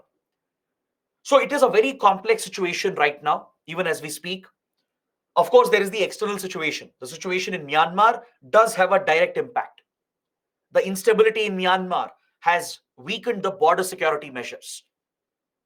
It has made it easier for criminal groups to flourish, for criminal activities to flourish. So the flow of refugees, along with the presence of cross-border crime, has become a complex factor in this whole crisis. Plus, the, the prevalence of violence here amongst the armed groups, particularly amongst the Metis and even amongst the Kuki armed groups, right? And the way in which they use violence without hesitation to target the other side. This is nothing but an attempt at ethnic cleansing to wipe out entire ethnic groups. So both sides have committed large-scale atrocities here. It's not about who started it. It's not about who triggered it. But eventually the cycle of violence has been perpetuated and the state has been ineffective in preventing it. So right now, things are slightly better, but the tensions are still present. There are deep-rooted tensions present even today. Is that clear? In fact, the state government had added fuel to the fire. Before all the violence began, when the state government made these allegations that Kukis were growing drugs with Zomi refugees, it had revoked the suspension of operations agreement that had been signed with the Kuki groups. With the Kuki armed groups, we had a suspension of operations agreement, meaning a ceasefire agreement was there. As the state government accused the Kukis of deforesting the area and growing drugs with the refugees, it revoked the suspension of operations agreement, which meant the state police might target the Kuki armed groups. This also added to the insecurity element. It made the Kuki groups more insecure because the state had unnecessarily suspended the ceasefire agreement, the suspension of operations agreement. So after several months of effort, the center has managed to contain the situation. The Home Ministry has been giving utmost focus to Manipur, along with the Defense Ministry as well. As it involves external factors, Assam Rifles and Indian Army are involved in these operations, right? The MHA has mobilized Central Armed Police Forces to increase the troop presence. So after all these security measures were taken, the things have largely stabilized. At least the violence has gone down, but still the tensions remain. The tensions remain. Even recently, there was a report of violent incidents. In the last 2-3 weeks itself, there have been fresh reports of targeted violence between the communities. So situation remains very volatile. It requires utmost attention from the government of India, and it requires very sensitive handling, because this is a deep rooted problem that has persisted from 1950s. You can't have immediate solutions, right? And government can't take sides either with Metis or Kukis. The government has to remain unbiased. The political leaders at the state level, especially, they have to remain unbiased and allow security forces to function in a free and fair manner. We need to ensure that we don't contribute to human rights violations. We need to ensure we target armed groups on both the sides, improve border security, curb any cross border support that's coming in. So, all these measures have become the focus right now. So, it's a important topic for your exams. We need to wait and watch as to see how things will develop, right? Things might stabilize from here on, or you never know, it might escalate as well in the coming year. So, please keep track of current affairs, be in touch with current affairs. There will be reports coming from Manipur, right? So please make a note of it. And trust me, you can expect a question either in your mains or maybe in the interview as well. It's a hot topic. Amongst all the insurgencies in Northeast India, right now, this is the most active threat, right? Even though insurgency has not fully started again, the inter-violence, the inter-ethnic violence which has begun between the armed groups is a major concern. The fear is tomorrow these armed groups might revive the insurgency, or there might be new groups that will be established, which could further threaten India's integrity and sovereignty. So that is a major concern that India has as of now. So please pay attention to this topic. Coming to the last point,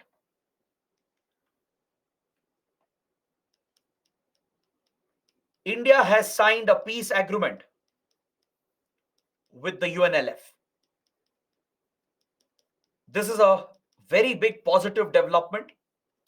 The government of India has struck a peace deal with the United National Liberation Front, which is one of the oldest insurgent movements in the region. It was founded in 1960s, 1964. Since then, this Methi group has remained active. It has engaged in large-scale acts of violence. So striking a deal with such a group, such a major group, is indeed a big achievement for the government of India. As of now, we don't know the details of the agreement. It remains a classified agreement. It's a secret agreement. So we can just say that a peace agreement has been signed between Government of India, Government of Manipur, and UNLF. And this is a big development towards peace and stability. If we can strike similar deals with the Kuki groups as well, restore the suspension of operations agreement, and bring a dialogue between all these groups, right? Then we will be able to contain and stabilize the situation.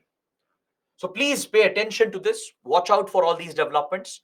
Even the peace process that we have with Naga insurgents will have an impact here. Because in Manipur, the Metis are closely watching the Naga peace process. Because whatever happens in Nagaland has a direct impact on Manipur. Correct? Because the goal of Naga insurgents was to create so-called Greater Nagaland. If they ever realize this dream, hypothetically, if Nagas were to succeed in their insurgent war and break away all the Naga areas, it would mean that it could lead to breakup of Manipur. So Naga insurgent movement is a threat to Manipur. It threatens the integrity, the territorial integrity of Manipur. Because Naga insurgents have tried to break the Naga areas to form the separate country that they call as Greater Nagaland. So as long as Naga insurgency remains, it remains a threat for Manipur, especially for the Metis. There is a history of enmity and violence between Nagas and Metis as well. Is that clear? In fact, what Nagas have done is that whenever they wanted to highlight their issue or put pressure on Manipur, Naga insurgents from NSC and IM, they would block the highway to Manipur. They would impose a blockade, economic blockade on Manipur. Is that clear? Because see, Manipur is connected by a major highway. There is one important national highway, which is the only viable link to connect Manipur with rest of India. There are other routes, of course, but it's not the most preferred route for carrying goods and trucks. So this important national highway that connects the rest of the country with Manipur, it passes via Nagaland. This important critical highway passes through Nagaland and then enters Manipur. All right. So what the Naga insurgents would do is that they would cut off this highway to Manipur. They would deliberately block the movement of trucks. They would not only extract ransom, they've extorted money from the trucks, from the local businesses, traders, etc. But the complete blockade that they would impose would cripple Manipur's economy. It's happened in the past. If this highway is cut off for several days, several weeks, Manipur's economy will be completely crippled. It will run out of food, essential items, medicines, etc., even fuel. And there will be massive inflation. There will be massive price rise. So the well-being of Manipur, of the people of Manipur, has been severely affected by Naga insurgency in the region. The road blockade, the Naga blockade on the highway, which affects Manipur, has been a pressing issue and a pressing concern. So that's why Metis, they closely watch the Naga peace process. Even this has implications for Manipur. So that's another development that you have to keep track of. Because Naga peace process is still going on. Whatever peace deal is worked out, right, it will have an impact on Manipur, and Metis will closely watch that. So all these events, right, even though they are a little complex, you need to be able to keep track of these events. One is between Metis and Nagas, the other is between Metis and Kukis. So that's why the history, the background, the geography is important. If you can understand those basics, those concepts, the rest becomes easy. Current affairs becomes very easy. Is that clear? So this is about Manipur. This is where things stand as of today. And if you know about this, this is more than sufficient. Is that clear? Now let's take up Mizoram and Tripura. Let's close this chapter and then I'll take up all your questions and doubts. These two topics are relatively smaller topics because currently Mizoram and Tripura, they are not witnessing any active insurgency. In fact, we have successfully ended insurgency here. So both Mizoram and Tripura are their models, their success models for India. India has succeeded in ending violent insurgency and bringing peace and stability to these two states. So it's very important to study about Mizo insurgency and Tripura's insurgency, even though they are very old topics. The insurgency might be old, insurgency might have ended, but since they are success models, there are lessons that we can learn from Mizoram and Tripura. The strategies India has used, the state governments have used, they have given results. So this is a model that we can apply to other insurgent movements as well. So in that regard, it becomes relevant. Even though it's an old topic, it becomes relevant for the exams. So let's understand Mizo insurgency, why this insurgency started. What was the root cause? How did India tackle the threat? See, Mizoram, the current state of Mizoram, it's the homeland of the Mizo community. The Mizos are a native ethnic tribe inhabiting Mizoram. This region was just one district in the large state of Assam when India became independent and when India was reorganized. Assam was such a large province, the Mizo region was part of it, right? Even though the region was largely independent, where Mizo leaders, Mizo groups were looking after their own rule, it was largely seen as part of Assam itself. Post-independence, when India was reorganized, the Mizo region was declared as a district within Assam. Within the large Assamese state, Mizo was just one district. So this led to a divide between Assamese and Mizos. Mizos were obviously in minority. They were very small in number, right? Their culture, their land, their language, they speak the Mizo language. This is all precious to the Mizo people. This is what defines them. That is their identity. In fact, when the region was merged with India, there was no full support because the Mizos have always felt that they are distinct from the rest of India, which is historically true as well. Culturally, Historically, the Mizo region has been largely distinct from India. So prior to independence, their sentiments were understandable.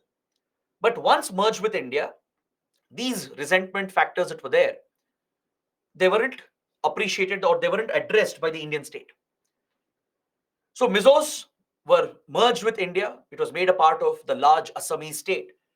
And now the Mizos felt that they were being dominated by the Assamese. They felt the government of Assam is dominated by the Assamese and they are dominating against the Mizo community. So Mizos felt discriminated, they felt neglected, they felt alienated throughout 1950s and 1960s. There was a sense of discrimination, neglect that contributed to a sense of alienation amongst the community. And this is genuine as well. This is true to an extent. With regard to development of the region, enough attention was not paid. When it came to infrastructure, especially road connectivity, power connections, this was not extended to the region. The region remained backward with regard due to the neglect of the region. So economically, the region was being left behind. Right? Socially and economically, the region was getting left behind. Then in late 1950s, there was an environmental disaster that hit the Mizo areas. This environmental disaster in 1959 triggered a famine, triggered a widespread shortage of food. Is that clear? It was a disaster, a natural disaster. It was related to a very unique ecological phenomena called the autumn season. Some of you might have heard about it. Autumn season refers to the flowering of the bamboo. In the northeast region, right, there is a dense bamboo cover across the northeastern states. It's one of the primary resources in the northeastern forests, right? So the bamboos, they flower once in 48 years. There is a cyclical flowering phenomena which happens in once in 48-year cycle. This is called the autumn season, the autumn cycle. So in 1959, the bamboo flowering season began here.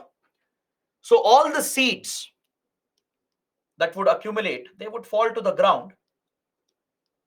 So there was a large availability of seeds on the ground. Now what happens when there is such a large availability of food? Because seeds are food for various animals, birds, etc. Due to the large availability of seeds, there was an explosion in the rodent population in the Mizo area, in the Mizo district. A massive rodent infestation took place. The population of rats and rodents exploded because they had easy availability of food. Right? Because of the simultaneous flowering of the bamboo, there was a wide availability of seeds that was falling on the ground. So with easy food, the breeding increased and the population exploded.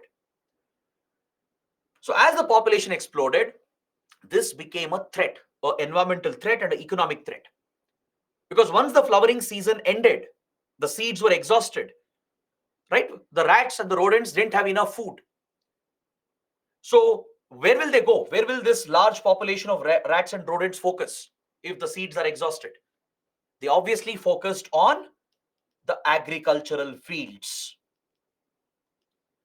They targeted the granaries where the food grains were stored.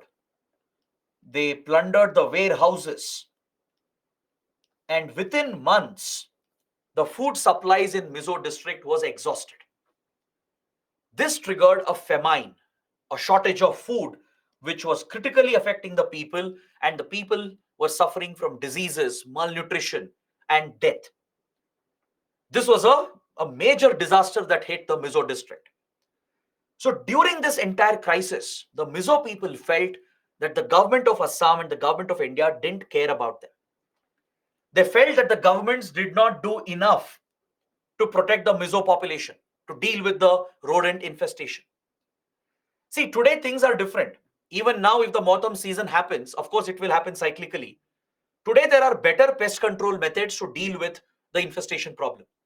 But back then, those methods weren't there.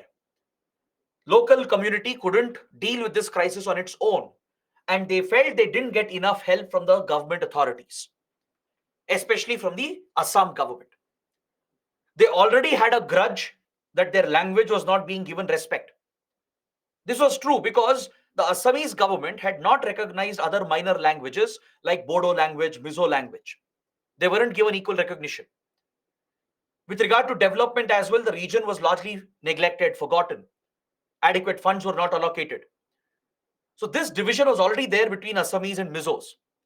So now when the disaster happened, when the famine struck the region, and still the government was not coming to the help of the Mizos, they felt that this was deliberate. So they blamed the Indian government and the government of Assam for the whole crisis. And the Mizo leaders organized themselves and they started providing relief to the people on their own.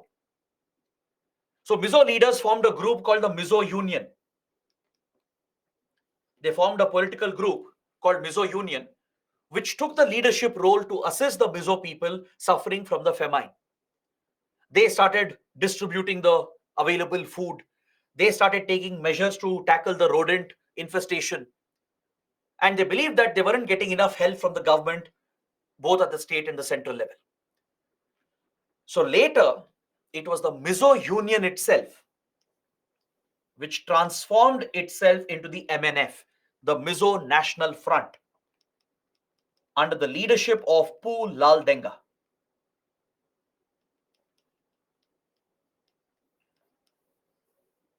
The Mizos felt that they were being given a stepmotherly treatment. So after dealing with this famine, after dealing with this crisis, the Mizo Union had become very popular. It had become the political representative of the Mizos,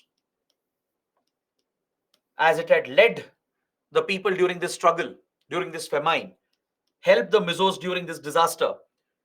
Right? Lal Denga had become very popular along with other Mizo leaders. So Mizo Union, which was now seen as the political representative of the Mizos, transformed itself into the MNF and declared an insurgent war against India. The MNF said that our rights will be protected only if we break away from India. So under Lal Denga, the MNF launched a war against India, demanding the creation of a separate country. It was a separatist movement. And again, you will see a religious angle. The MNF wanted to turn Mizoram into a Christian country by liberating it from India. Is that clear? So a separate armed group was raised. The MNF would be the political group calling for separatism against India. And a separate armed outfit called Mizo National Army was created in the 1960s. So by early 1960s, Mizo insurgency had broken out. Is that clear? And this outfit got complete support in East Pakistan. Pakistan, which was looking for opportunities to destabilize India, it gave shelter to Lal Denga and accommodated the MNF and the armed group, supplied funds and weapons, supplied military hardware, gave a safe haven for the terrorist group to operate against India. So with this state support, the MNF became a notorious insurgent outfit with capability to carry out large-scale violence in the region. It would target Assamese, the government of Assam, the Assam police. It would target the security forces, the Indian Army and Assam Rifles, who are deployed under AFSPA. As soon as violence escalated, by 1966, the region was declared as a disturbed area under the Disturbed Areas Act, and AFSPA was extended to the entire Mizo district. So with these special powers, the Indian Army and Assam Rifles launched their targeted operations against MNF. Is that clear? So that is how the violence began here in Mizoram in 1960s. From 1960s till 1980s. This is the period when the Mizo insurgency was active. Kindly remember this. For more than 2 decades, Mizo insurgency was active and posed a major threat to India in the region. But there were some interesting developments that happened. In 1966, there was a very controversial military operation carried out by India. The then Prime Minister, Indira Gandhi, who perceived MNF as a major threat, ordered airstrikes on Indian soil by using the Indian Air Force. This is the first time and the only time that Indian Air Force has bombed Indian territory, targeting Indian citizens. Remember, I've told you earlier that governments have made a conscious choice to not use armed forces as much as possible to target our territory and our own people. To fight insurgencies as much as possible, we don't use armed forces because they tend to use excessive force, which will result in human rights violations. Right? That's why armed forces are never used against Naxals. But in Northeast India and in Jammu and Kashmir, Indian Army has been used in counter-insurgency role because these insurgents have cross-border support. They're getting state support from across the border, and there is a credible threat to our sovereignty. That is why Indian Army has been deployed under AFSPA in Northeast India and in Jammu and Kashmir to conduct counter-insurgency operations. But using Indian Air Force to bomb our own territory was unprecedented. This is the first time, the only time that India has carried out airstrikes on its own soil. When it happened, it remained a classified operation. It was a covert operation. It was revealed much later, many years later. Recently, it was in news as well. When the peace process with UNLF, Manipur crisis was going on, and Modi government was facing a lot of criticism. PM Modi, when he spoke about the situation in Manipur, he brought up this incident. He said that in 1966, Indian Air Force had been used to target insurgents, to target our own people. So this was one controversial operation. In major cities like Aizawl, in populated areas, airstrikes were carried out to target the MNF. These operations were very successful. It helped in weakening the MNF. But however, there was a big price to be paid because collateral damage would be more. Because remember, we didn't have guided bombs back then. Indian Air Force did not have guided ammunition. These would be unguided bombs. And when you drop them in populated areas, there will be extensive damage. There's no guarantee that you'll kill only extremists. You'll kill innocent civilians as well, like Israel is doing in Gaza right now. Right? In the name of targeting Hamas, Palestinian civilians will get caught in between. The same thing happened here, where for a few days, aerial bombings were conducted by Indian Air Force in even densely populated areas in cities that led to widespread destruction. The government felt it was a justified operation. Because see, Prime Minister Indira Gandhi was motivated by the fact that MNF had become a Pakistan proxy. In fact, this was one of the first major proxies of Pakistan to be used against India. Even before Khalistani outfits and Kashmiri outfits and other groups like Lashkar and Jaish, much before that, one of the initial proxies Pakistan had used against India was the MNF. So you can understand the threat to India's integrity and sovereignty, because Mizoram is a border region bordering East Pakistan. So given the threat level, the then Prime Minister, the then government felt it was justified. The Indian leadership, even the intelligence and military leadership, they felt it was a justified operation to target the MNF because they were posing a credible threat. But the controversy is that it led to large-scale collateral damage. Civilians were killed in quite large numbers, leading to allegations of human rights violations. The incident is significant because this is the only instance where we have bombed our own territory. Understood? So following this, the MNF suffered a lot of setbacks. Because on one side, the Indian Army and Assam Rifles were targeting them very effectively because they had special powers under AFSPA. So on the ground, the Army and Assam Rifles were targeting the MNF. Plus, the airstrikes by the Indian Air Force had helped in weakening the group, in targeting the supply chains. Right? The weapon warehouses were targeted. Many top leaders were eliminated through these operations. So by 1970s, the group started seeing a decline. And more importantly, what happened in 1971? East Pakistan did not exist anymore. India had liberated Bangladesh, right? There was no Pakistan anymore bordering these states, right? It became Bangladesh. We got a friendly government in Bangladesh. So as a result, the MNF lost the support base in East Pakistan. It lost the support, the covert state support that was coming from Pakistan. So it was this that weakened the MNF. It was primarily through security operations that India weakened the MNF and forced the MNF to surrender. It had no other choice. Parallelly, we opened a peace process. As soon as MNF was weakened, right, we realized that we held the bargaining power. We were in an advantageous position. See, we offered a peace process because we knew that there are genuine root causes. There has been neglect and discrimination of the region. The governments didn't do enough during the famine. This is a root cause, it's a reality. So, in acknowledgement of that, the government opened a peace dialogue with MNF, negotiated with the MNF, and finally, we worked out the Mizo Peace Accord. The MNF surrendered and agreed to enter mainstream politics. As part of the peace accord, Mizo area was separated. It was made a union territory before, right? Now it was given full statehood in 1987.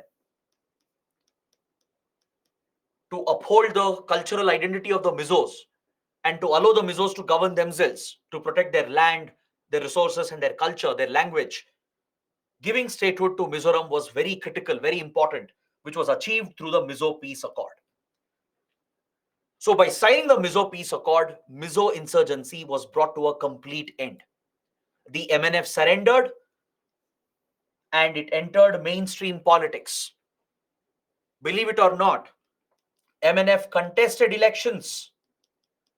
It was so popular even now, especially Lal Denga was so popular. He led the MNF to victory and it even formed the state government. Lal Denga would go on to become the leader, the chief minister as well. Right? MNF is still a major political party in Mizoram. It has formed multiple governments. Right? In the recent elections, a new party has won to form a coalition, but MNF still remains a major political party here. Got it? So this is how an insurgent group was brought back into mainstream politics. This is how conflict resolution can be achieved. So don't be under the assumption that using force is the only option. Don't be under the assumption that we shouldn't talk to insurgents or terrorists. If they are willing to surrender, if they are willing to give up their armed struggle, right, the government should always be ready for talks. That too when there are genuine root causes involving our own citizens. If you can cut off the foreign support, if you can end the state support coming from outside, then these threats can be handled.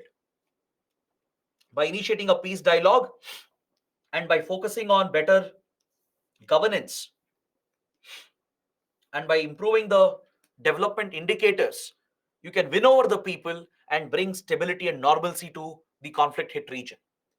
So Mizoram is a success story. It's a case study. It's a model for the rest of the conflict zones. So we not only weakened the group through security operations, but we improved governance, focused on development. We respected the rights and demands of Mizos by granting full statehood. That is how flexible the Constitution of India has been. Right? Legal constitutional changes have been done. More flexibility has been given in administration. Adequate funds have been provided. In the last 30 years, there is greater focus on infrastructure creation. Mizoram is crucial to our foreign policy as well. The relations we have with Myanmar, our Look East, Act East policy, it prioritizes the development of Mizoram as a border state. Even with our ties with Bangladesh, Mizoram is critical, right? So by prioritizing the development of the region, by providing for better governance, and by agreeing for a political agreement, we have successfully resolved this conflict permanently. So today there is no Mizo insurgency. MNF is not an insurgent group, it's a political party today, a legitimate party contesting elections and forming state governments. Is that clear? So Mizo region is very peaceful, very stable today. But of course, there are concerns coming up. There are some concerns. Let me tell you what are the concerns. One concern is about the crisis in Myanmar. The flow of Chin refugees has created a concern. Chins are related to Mizos, as I explained earlier. So local Mizos have accepted the refugees, they have sheltered them on humanitarian grounds, right? Because they are connected to them, they have familial, cultural connections. So India has a concern that this might complicate the situation. Myanmar's military will not be happy with it. On one hand, we'll have to focus on the military junta because military junta treats the Chins as insurgents. It's been targeting the Chin insurgent groups. So if it sees that India is sheltering the Chins, then the military junta may not support India in targeting other insurgents who are hiding in Myanmar. Right? So this is a catch-22 situation. It's a very complex situation for us. Plus, there are few local armed groups. There are still few local armed groups operating along the Mizo-Myanmar border. These are not exactly insurgent groups, but they are mainly involved in organized crime. There are few local Mizos, right, who still run their armed outfits, not as an insurgent group against India, but mainly they're engaged in criminal activities. They're involved in drugs and arms trafficking. They have ties across the border in Myanmar. They've even targeted projects like Kaladan project. The Kaladan project is a very important connectivity project between India and Myanmar. Right? I'm sure you'd have heard about this. Those of you who have attended my IR classes, you would have already studied the Kaladan project. The Kaladan project is a vital project in our Look East Act East policy. It creates alternate route to Northeast India to Mizoram. The completion of the project is held up for many years because at the border there is resistance. There are few criminal groups, organized armed groups here operating along the border who have threatened the project and targeted the project. So this has been a concern. In the past, India and Myanmar have jointly targeted these groups. Before 2021, before the Myanmar crisis began, we actually conducted a joint operation targeting these groups, which was called Operation Sunrise. There were two operations conducted, Operation Sunrise 1 and Sunrise 2. The goal was to target these criminal groups and armed groups that were derailing the Kaladan project between India and Myanmar.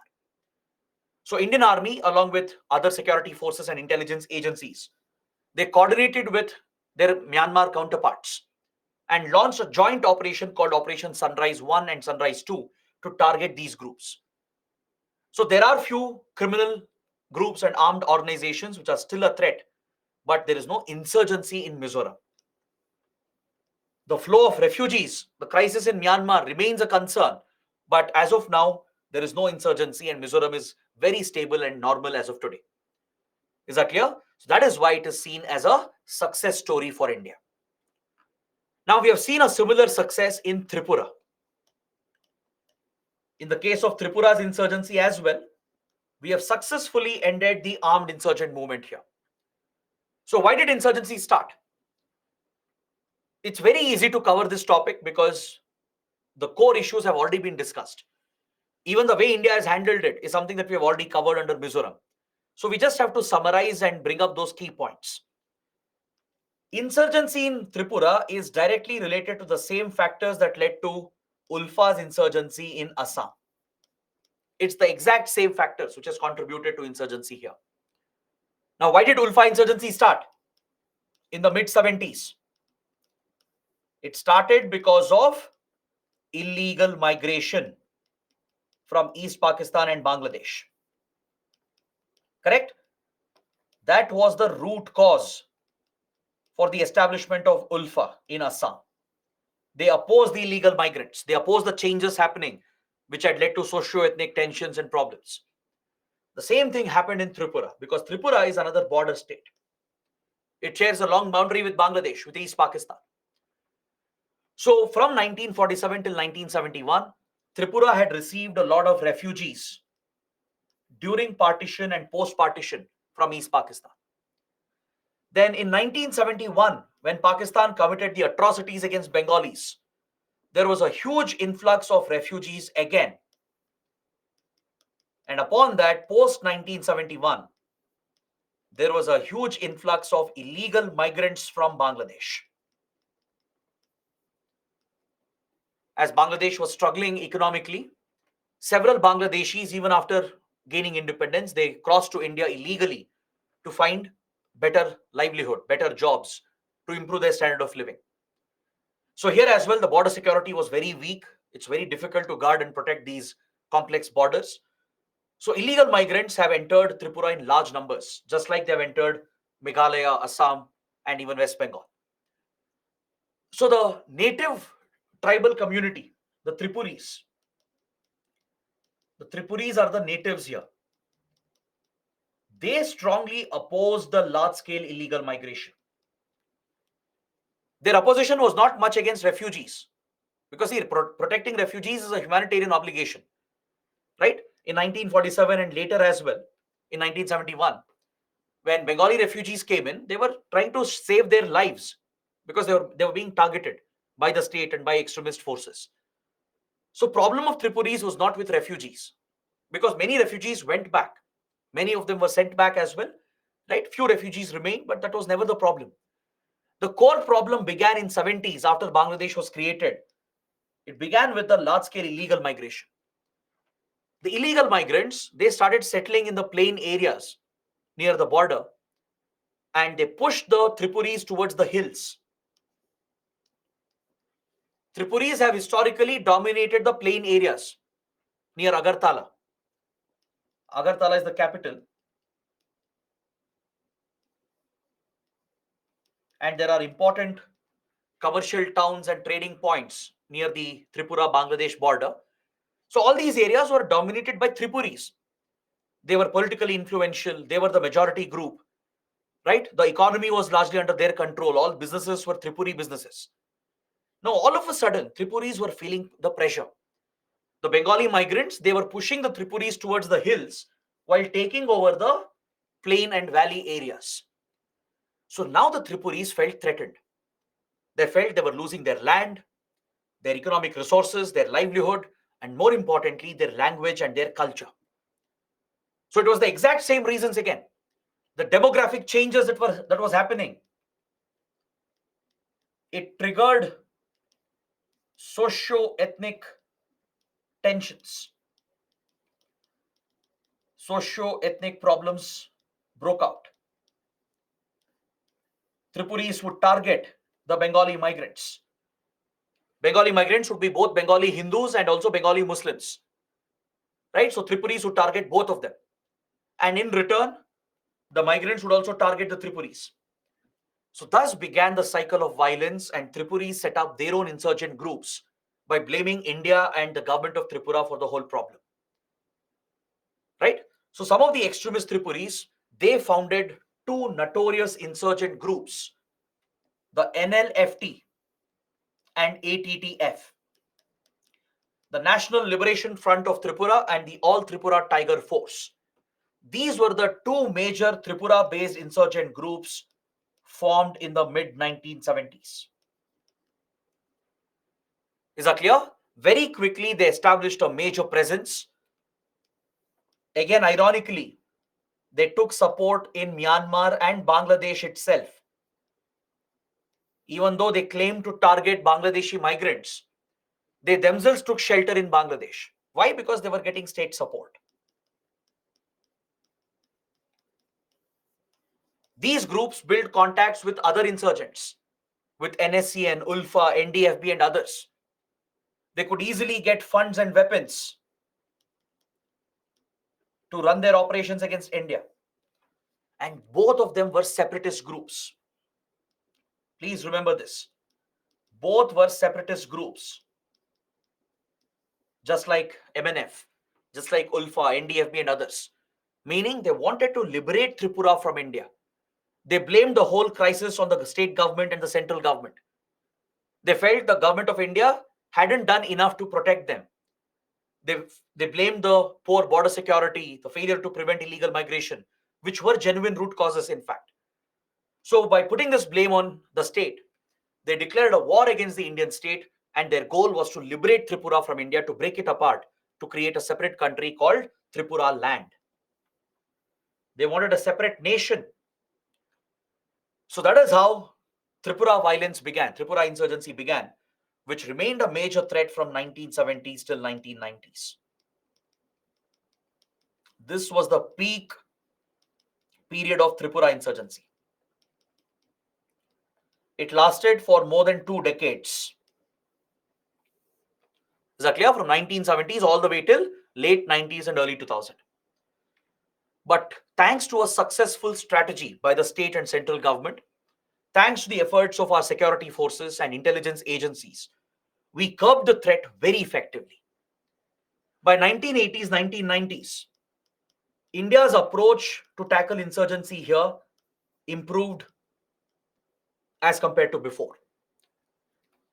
Of course, AFSPA was extended, giving special powers to the Indian Army and, of course, Assam Rifles as well. So counter-insurgency operations were stepped up. The intelligence agencies were closely involved in this fight, along with the state police. So collectively, the security forces and agencies played a critical role. They countered the propaganda of these extremists. Whatever agenda they were spreading, right? Whatever narrative they were spreading against the state, including fake news and misinformation, this was tackled quite effectively by our intelligence agencies. They also broke the networks in the region, which was supplying these groups with funds, drugs, and arms. This was crucial in our fight against Tripura insurgency. So the security approach was much more refined compared to how we had dealt with other insurgencies. Because by now we had considerable experience. Because Tripura insurgency picked up only by 1979, 1980 onwards. By then, India had dealt with multiple insurgencies. We had enough experience. So there was a better response from Indian security forces and intelligence agencies. But the real credit goes to the state government.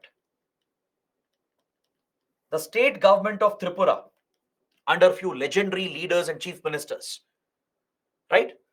You would know about a very popular chief minister from the CPI Marxist,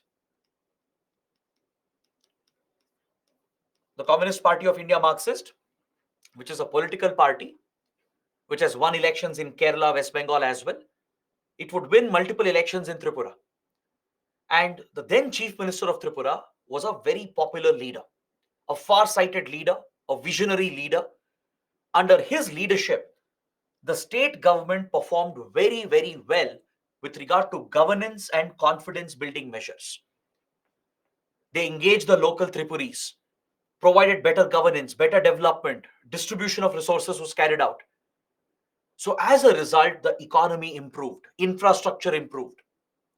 The government of India also played an important role. It gave all the support needed to the state government, gave additional funds for development programs, focused on a media plan to counter the propaganda of the extremists, engaged in civic action programs to build confidence between security forces and the local people. A trust element was built between the local police and the local Tripuris. So they became informants. They would pass intelligence to the state police, who would share this with intelligence agencies and the army and the Assam Rifles. So based on this, intelligence-led operations were carried out, which gave better results. Targeted operations to hit the leadership, to cut their finances, their access to drugs and weapons. Border security was improved. Both BSF and Assam Rifles, which are responsible here for border security, they improved border security to curb cross-border support. So it's because of a combination of these efforts that we managed to bring down insurgency in Tripura. By 1990s, these groups had been weakened, their bases had been destroyed. Right? The large support amongst the masses was not existing anymore. Local Tripolis, they no longer associated with the insurgent movement by 90s and early 2000 because they saw better development, better progress. Plus, we curbed the propaganda, the indoctrination that these insurgents were carrying out. So it was a mixed effort. So without a peace process, without the need for any peace accord or a peace deal, we neutralized these groups and ended the insurgency in Tripura. So in the last 25 years, Tripura has been very stable, peaceful, and normal. In fact, Tripura became the first state in the region to repeal AFSPA in 2015. See, AFSPA was still in place even after 20 years after the insurgency ended. By 1995 to 2000, insurgency had ended in Tripura. But despite that, AFSPA was still retained for 2 more decades. This is one criticism against AFSPA, that governments don't remove AFSPA even when security situation becomes normal. So for 2 more decades, AFSPA was in place, the restrictions were there, and security forces enjoyed tremendous powers. It was only in 2015 that the State Assembly adopted a resolution to repeal AFSPA, which was accepted by the Home Ministry as well, and Tripura was no longer a disturbed area. The disturbed area declaration was revoked, automatically ending the enforcement of AFSPA here in Tripura.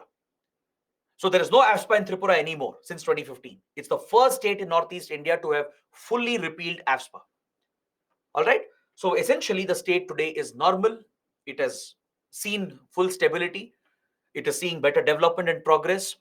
And India is making big investments here. We are looking to set up industrial clusters and industrial towns to create major zones for trade, which can connect with Bangladesh and Southeast Asia. This is part of our foreign policy as well, as part of our Look East Act East policy. So with all these measures, India has effectively tackled the insurgency in Tripura. So today, Tripura insurgency is not a threat. NLFT, ATTF, they no longer exist anymore. Even if they exist, they are dormant groups. They are completely broken apart, right? And Tripura insurgency doesn't represent a security threat as of today. So that is why this is another successful model for India. In the case of Mizo insurgency, it was largely the central government which tackled the threat. In case of Tripura insurgency, it was a combined effort. Along with the center, the state government also played a big role in Tripura, especially in providing better development in the local areas. Now, coming to my last point in this chapter, what has been the collective response of India to deal with armed ethnic insurgencies? There can be such a question in mains. Instead of asking a separate question on every insurgency, there could be one question asking about the response of India. Just like we studied the common factors in Northeast India, which has given rise to so many insurgencies. Similarly, let's close this chapter as well by talking about the common approach taken by India to deal with so many insurgencies. There can be a 15 marks question. Illustrate how India has dealt with armed insurgencies in Northeast India. What has been India's approach?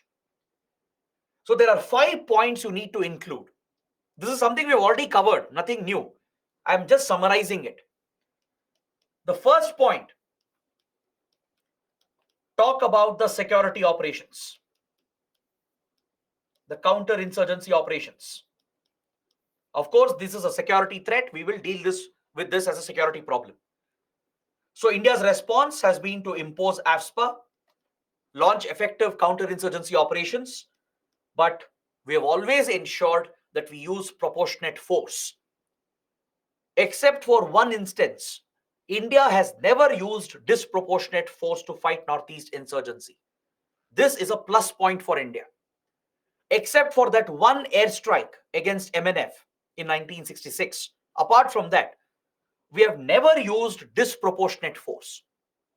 Calculated force has been used, proportionate force has been used to deal with the threat.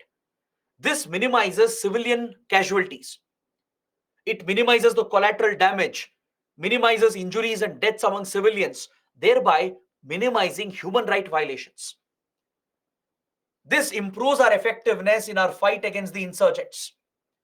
Our intelligence agencies have played a critical role. IB and RAW both have played a key role. You can mention that. Mention the role of border guarding forces like BSF and Assam Rifles. They have improved border security to tackle cross-border movement and organized crime. Right? So mention the role of Indian Army, Assam Rifles in counter-insurgency operations, the role of intelligence agencies, the role of border guarding forces. So this has been the proportionate response of India.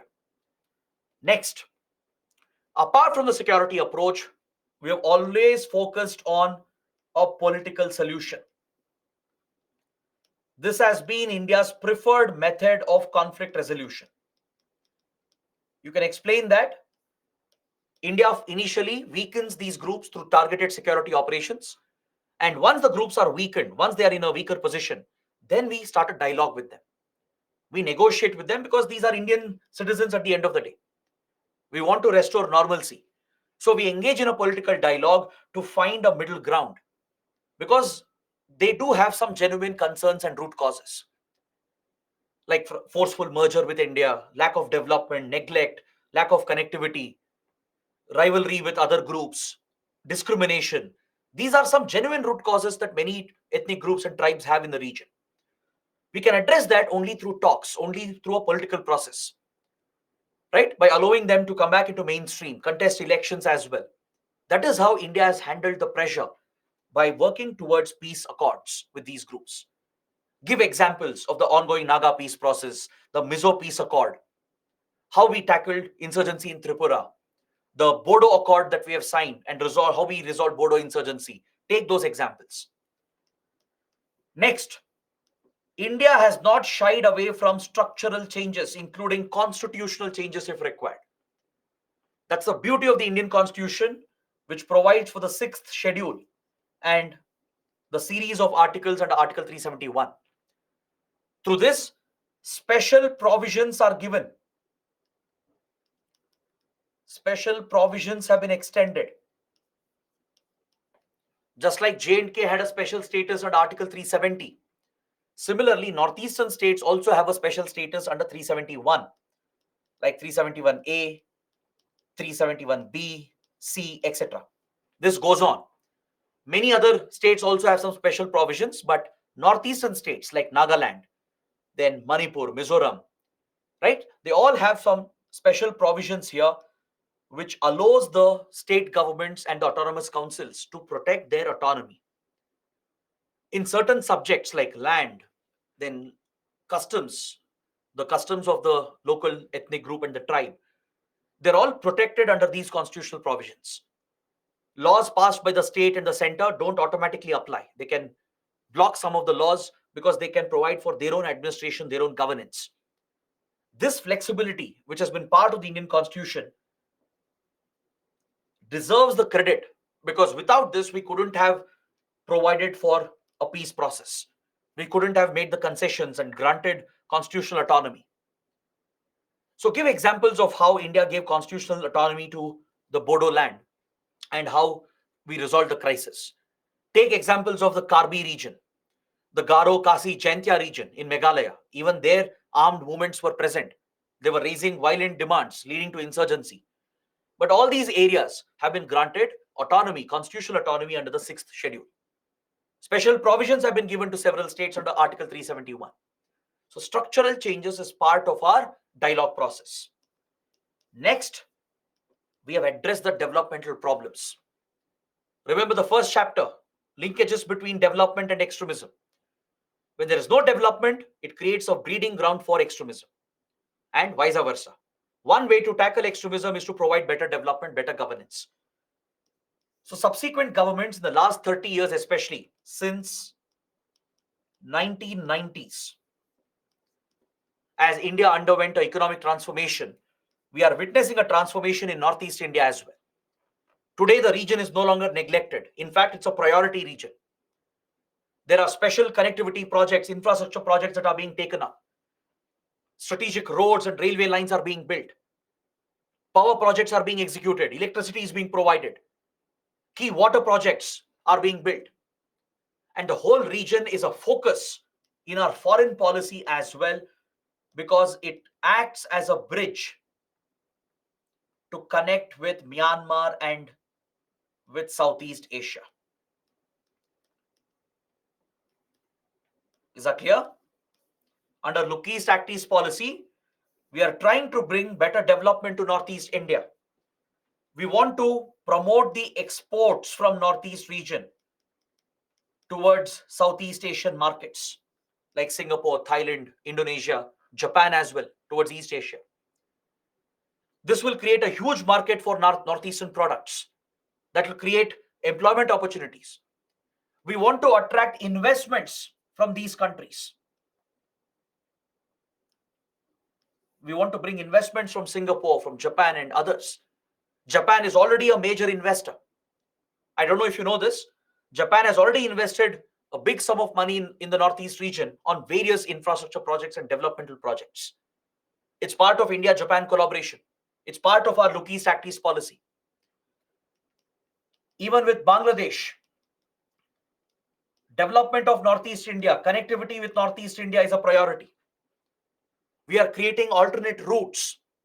Since Siliguri corridor is a choke point for India, it's a weakness for India, we are creating alternate routes.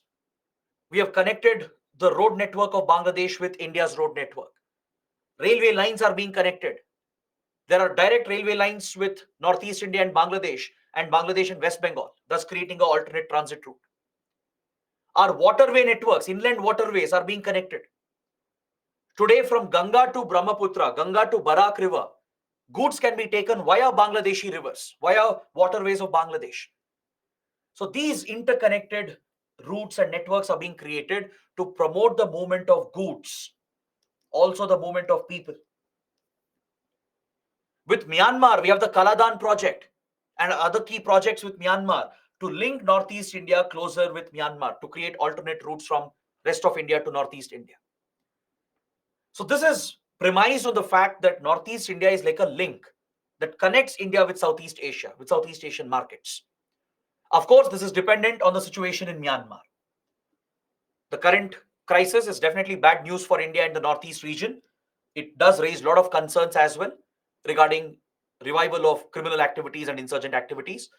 But that is the focus of our Look East Act East policy, to stabilize the region, stabilize Myanmar as well, and bring Northeast India closer to Southeast Asia, so that there can be more exports towards those markets, creating jobs, creating industries here. Right? India is planning big industrial projects at places like Sabroom. Sabroom is a border town in Tripura. It's on the border of Bangladesh. All right. So in Tripura, the Sabroom town is being set up as a major industrial hub. In Manipur, you have More, which is a border town, a major trading point. So we are improving the infrastructure here. We have a trilateral highway, the IMT highway connecting India with Myanmar and Thailand, which is an ongoing project, along with the Kaladan project. So many such critical initiatives are being pursued through our foreign policy as well to drive development in the Northeast. So all these measures, they are part of the collective response. They explain the strategy of India to deal with Northeast insurgencies. So if there is a question on this topic, this is the explanation you should provide. It's on these lines that you should talk about. All right. So this completes my discussion on this important chapter. Please go through the questions, the main questions that have come from here. In the remaining 15 minutes, I would like to talk about AFSPA. Now that we have completed all the conflicts of India, all the conflict zones, let's discuss AFSPA. This is the right time. We'll have a small, brief discussion. We'll look at a couple of questions and then we can wrap up for the day. So I'll just open a new slide In the meanwhile, you can go through the questions, the previous questions that have come. So first, let's discuss AFSPA, the Armed Forces Special Powers Act.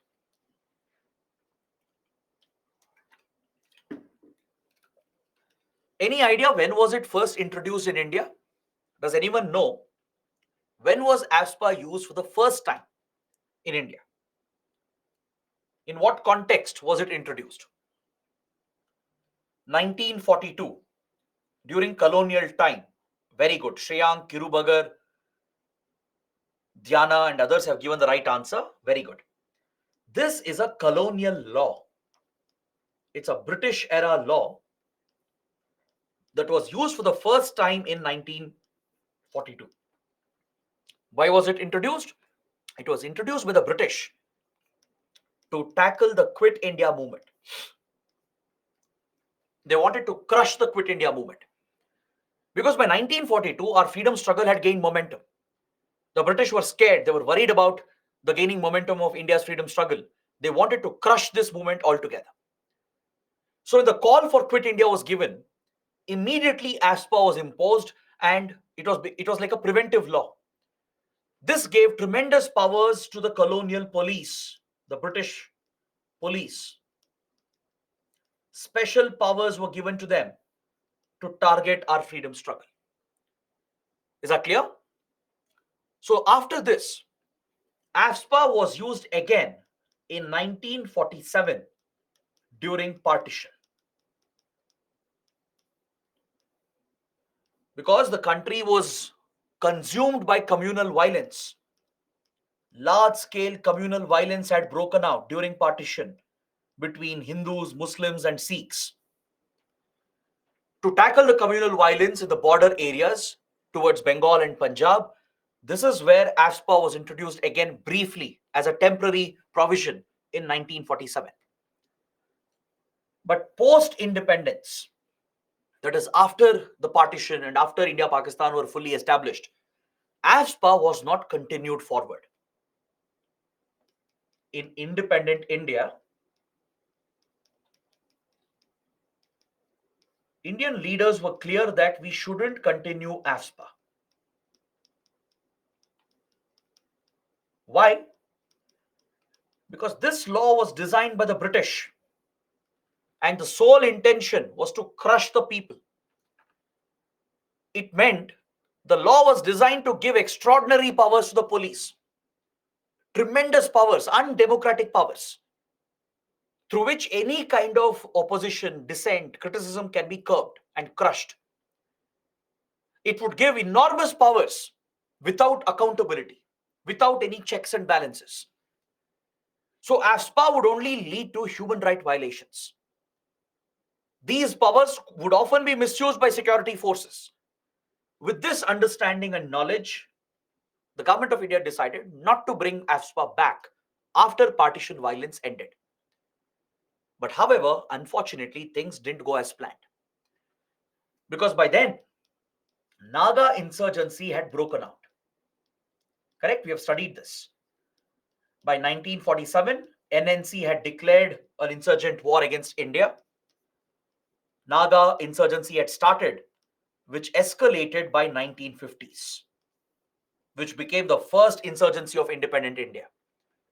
So as Naga insurgency became a major threat, to tackle the NNC and the Naga insurgents, the government of India decided to bring AFSPA, as there was no other law that could give special powers to the Indian forces.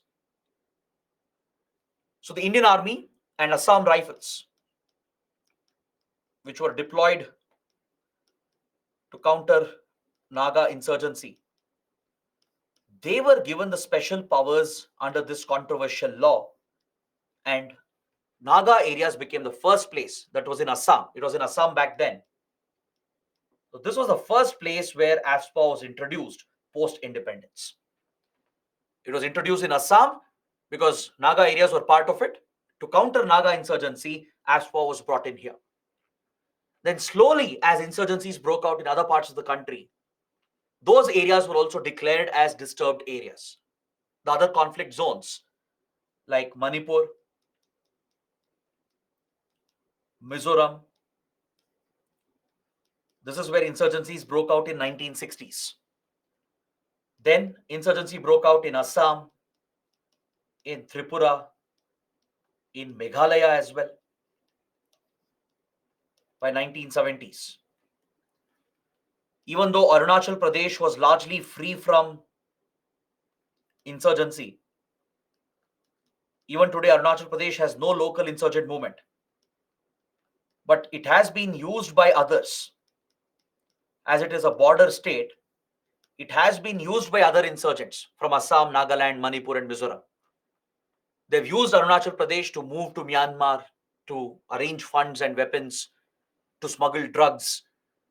So, as Arunachal has been used as a transit by the insurgents, even here AFSPA was extended. So, almost the whole of Northeast India was covered by AFSPA. Is that clear? Now, what is the need for this law? What is the controversy surrounding it? We have to study both.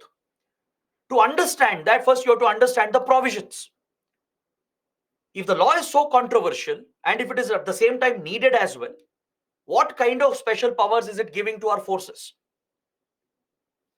If the law is so heavily criticized, at the same time demanded, right, there must be something really special about this law. So what kind of special powers are given under AFSPA? That's the next question.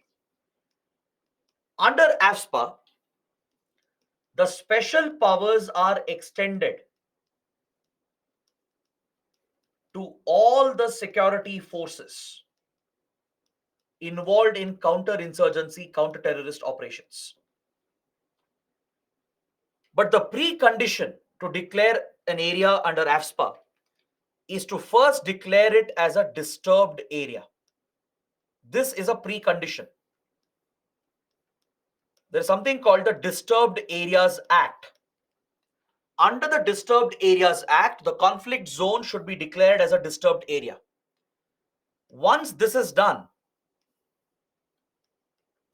either by the state government or by the government of India, they both have the powers. State Assembly can adopt a resolution declaring a region as a disturbed area, and it can urge Home Ministry to impose AFSPA. Or Home Ministry can do this on its own. Home Ministry can push for a resolution in the Parliament declaring a conflict zone as a disturbed area and then extend AFSPA. So both have powers here. State can also do it, requesting the center. Of course, center has to agree to it, but otherwise center can do it on its own entirely, even without consulting the state if required.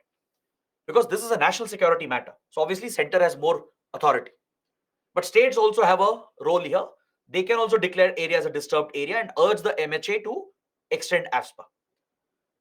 So wherever counter-insurgency, counter-terror operations are going on, where there's a credible threat to our security and sovereignty, in such areas, they can be declared as disturbed area and AFSPA can be extended. So the forces involved here, like Indian Army,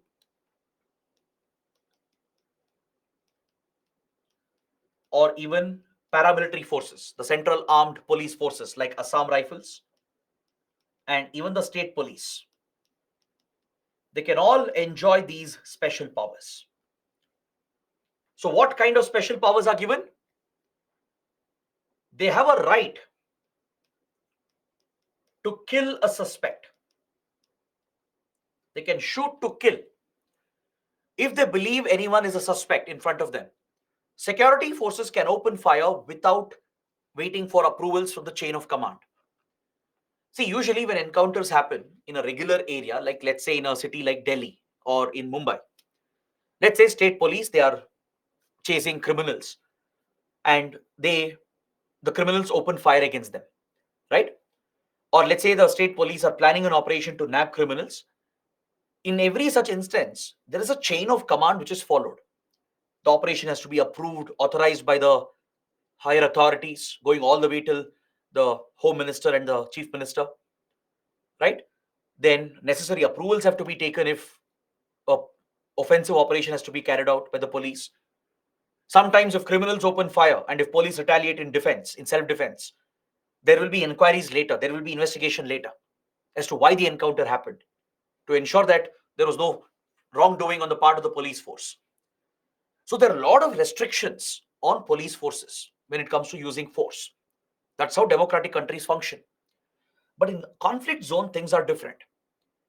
In an active conflict zone where you have insurgents and terrorists with hostile state support and cross-border support, it's a very complicated situation, right? Security forces are not only risking their lives, but every decision they make determines the course of the conflict. So in the real world, they have to make split-second decisions at a checkpoint, at wherever they're deployed, right? When they look at a group of people or when they see a vehicle approaching them, they have to take split-second decisions whether this is a threat or not. And they don't have the luxury of time to wait for approvals, to wait for permissions to come in, or even to think whether they should open fire or not. Sometimes this goes by instinct. Instinctive decisions have to be made by the officer on the ground. They can't wait for their commanders, their senior officers to come in, right? The one who's deployed on the ground will have to make their own decisions, split second decisions. And this matters. If they don't make the right decision, it might lead to the death of civilians, death of their own brothers who are part of the unit, right? It might lead to a terrorist attack. So everything lies in the hands of these jawans, these officers on the ground, and they're forced to make these split second decisions, which is critical in a conflict zone. So it's not an easy task. It's a very challenging environment that they're dealing with. Now, in such a scenario, can they think about the consequences? Right? Imagine they have an intelligence input that there might be a vehicle that is carrying terrorists which might pass through here. So they would have laid a checkpoint. So they would be suspicious about every vehicle passing through. Now, imagine a vehicle is moving suspiciously according to the intelligence input. Obviously, now will the forces think that tomorrow if I open fire, will I be held accountable? Will I go to jail? Will this be called a fake encounter? Right? They can't have that kind of pressure on them. If they have that fear, they will hesitate. They'll not open the fire. So this could lead to disastrous outcomes. So that is why in a conflict zone, the forces should have a free hand. There is a need for them to have a degree of protection, a degree of immunity for their actions. Sometimes things might go wrong. It may not be deliberate. It may not be planned. But as an accident, as a matter of coincidence, things might go wrong. There might be civilians who might get killed. But in the heat of the conflict, they can't think. They can't every time make the right decision. Things might go wrong in an operation. And if every time, if the forces are targeted with cases, investigation, and litigations, no soldier will be deployed here. No soldier will have the morale, the motivation to fight the conflict. So they do need a degree of protection, a degree of immunity. So that is why the license to kill has been provided. They can shoot to kill. They can open fire with the intention to kill someone. Is that clear? And they enjoy immunity for this action. They have a degree of legal immunity against this. They also have the authority to search any property, even to collect any evidence, to destroy property if required in an ongoing operation. If they believe terrorists are hiding in a building, they can demolish that building. They can bring down the building if they want. They can arrest any suspect. And all of this can be done without any warrant, without any approvals from the magistrate. All right, without waiting for permissions to come from the state machinery, right? Without obtaining any warrant, they can go arrest any suspect, detain them. If required, they can open fire, search any property, collect any evidence they want, even destroy the property if required. For all these actions, they have legal immunity. These are the extraordinary powers given to the security forces in a disturbed area. Is that clear? Now, this is debatable. Whether they should have these extraordinary powers or not is highly debatable. It's a controversial topic. Now, let us not be biased. Let's not take any sides. Let's look at both sides of the argument. That's what UPSC will expect from you as well. On one hand, there is a justification for these special powers, as I was discussing. On the other hand, these powers could get easily misused. What if there are rogue officers who are doing this for the sake of promotion, rewards, etc., or even for revenge? What if they're misusing the powers to carry out fake killings, to commit rapes, molestations, to burn down villages, to target local people and torture them? Right? So both possibilities exist.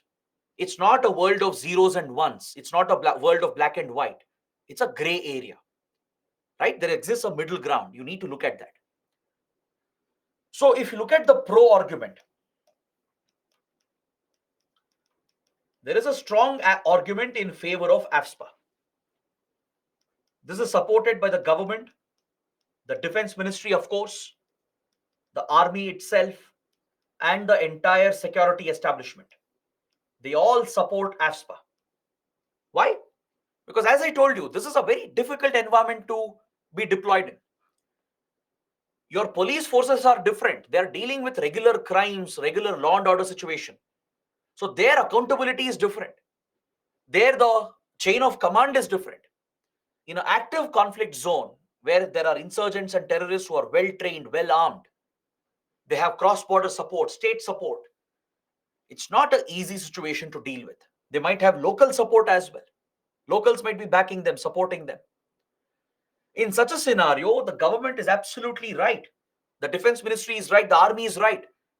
Such special powers are needed. A degree of immunity is needed to protect the forces.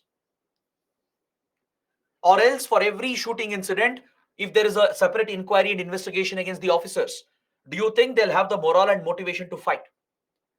Do you think they'll agree to be deployed here? Do you think they'll continue in the force? This will directly affect the morale of the forces, the motivation of the forces. It's very, very important to keep this in mind. That's why the government says immunity is necessary. What if someone files false cases against them? Let's say a legitimate encounter has happened. Our forces have killed terrorists.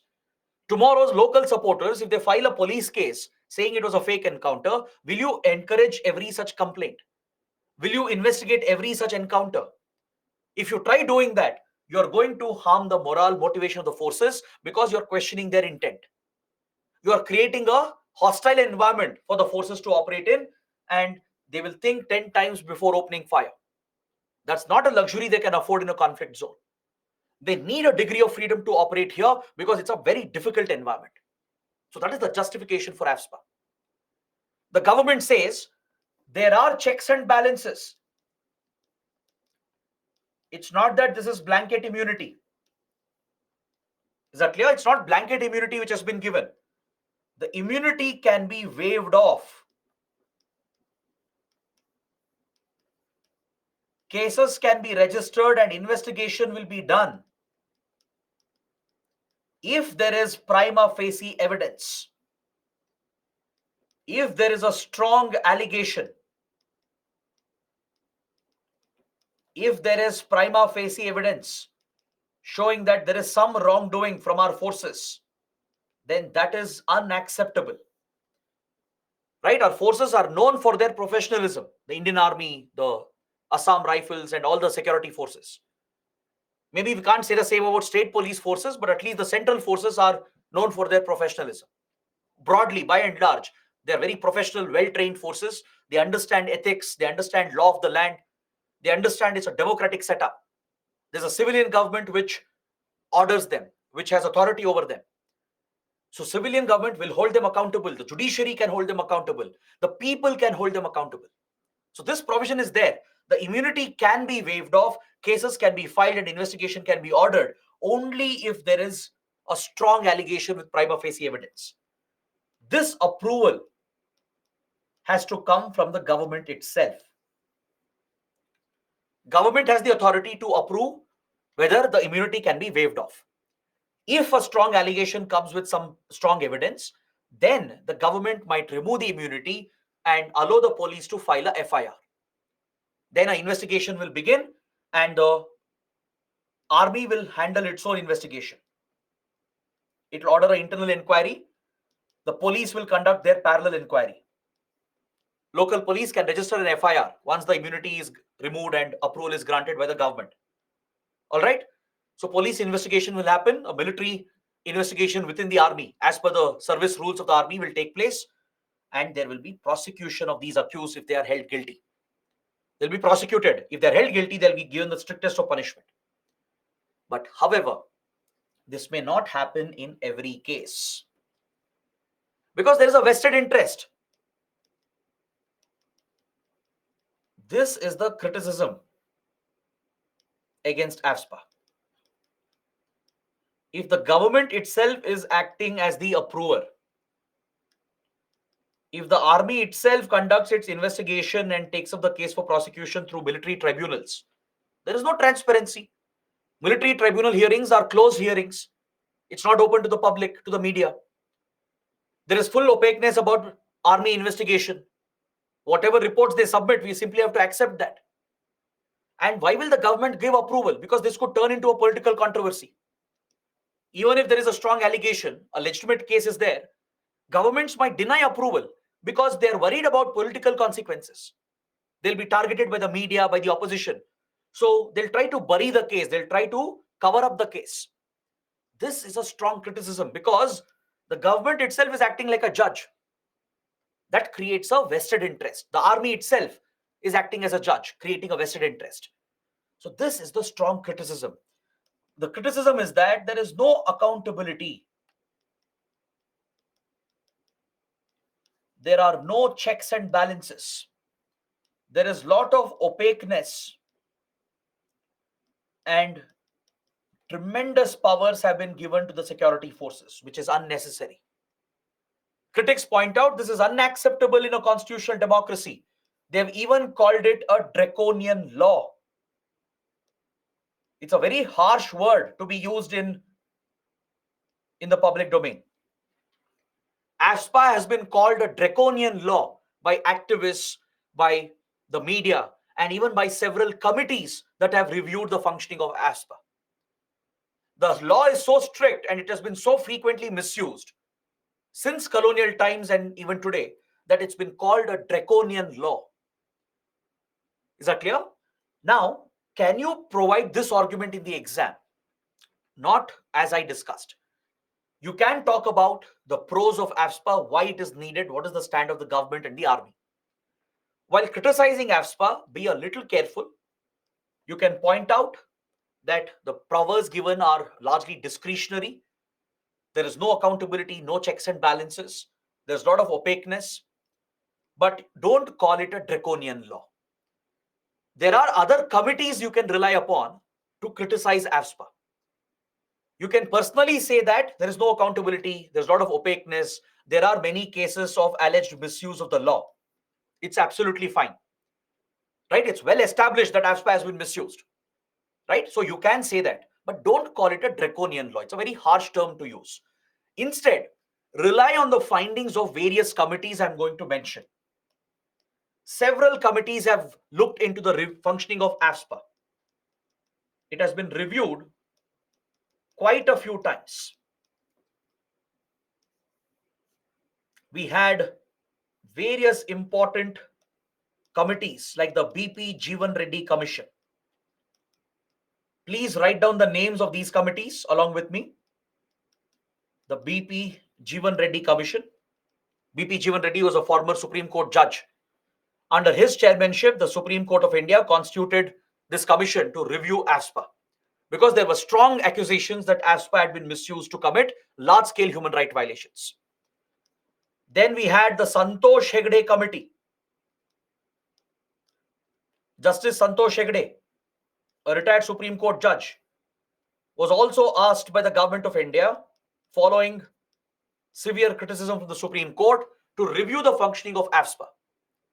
There were a bunch of petitions from Manipur filed by various NGOs and civil society groups alleging that large-scale human rights violations had happened in Manipur. Around 1,500 fake killings had been carried out in Manipur, according to this NGO. It submitted evidence as well to prove that. The Supreme Court saw this and it said There is prima facie allegations. There is prima facie evidence to show that these allegations might be true. It criticized the government, the army, and asked the government to set up a commission. Santosh Hegde committee was formed to review the functioning of AFSPA. Then second ARC, the Administrative Reforms Commission by Veerappa Moily, headed by Veerappa Moily. It gave several recommendations. One of them was the necessity for AFSPA. Then after the Nirbhaya gang rape incident, after the Nirbhaya case, the Justice Verma Committee, Government of India had constituted Justice Verma Committee to look into women's safety. So as part of its mandate, it was reviewing the laws against rape. It was looking at improving women's safety and security. The committee also reviewed AFSPA, because in AFSPA areas, there are several allegations of rape, not just by the extremists, but unfortunately by our own security forces. There are legitimate allegations, some cases where it has been proven that rogue officers of the Indian Army have brought a bad name to the entire force. In Manipur, in Jammu and Kashmir, in Mizoram, there have been cases where kidnappings and torture has been committed. Fake killings have been carried out for revenge, because there would be an attack where their fellow men would have been killed. And as revenge, they target the local villagers. And in those conflicts, they have carried out fake encounters. They have done it for promotions, for rewards. There have been cases of rapes and molestations and targeting of entire villages. Even though there are few incidents, it brings a bad name to the entire force. The whole force is professional, but these rogue officers, rogue elements are bringing a bad name to the government and to the army itself. All these commissions, they have agreed that there are cases of misuse under AFSPA. Even though they couldn't go into each case and prove, they didn't have that mandate or power, based on prima facie evidence available, they've concluded that AFSPA could be misused, and it has been misused in certain cases. From fake encounters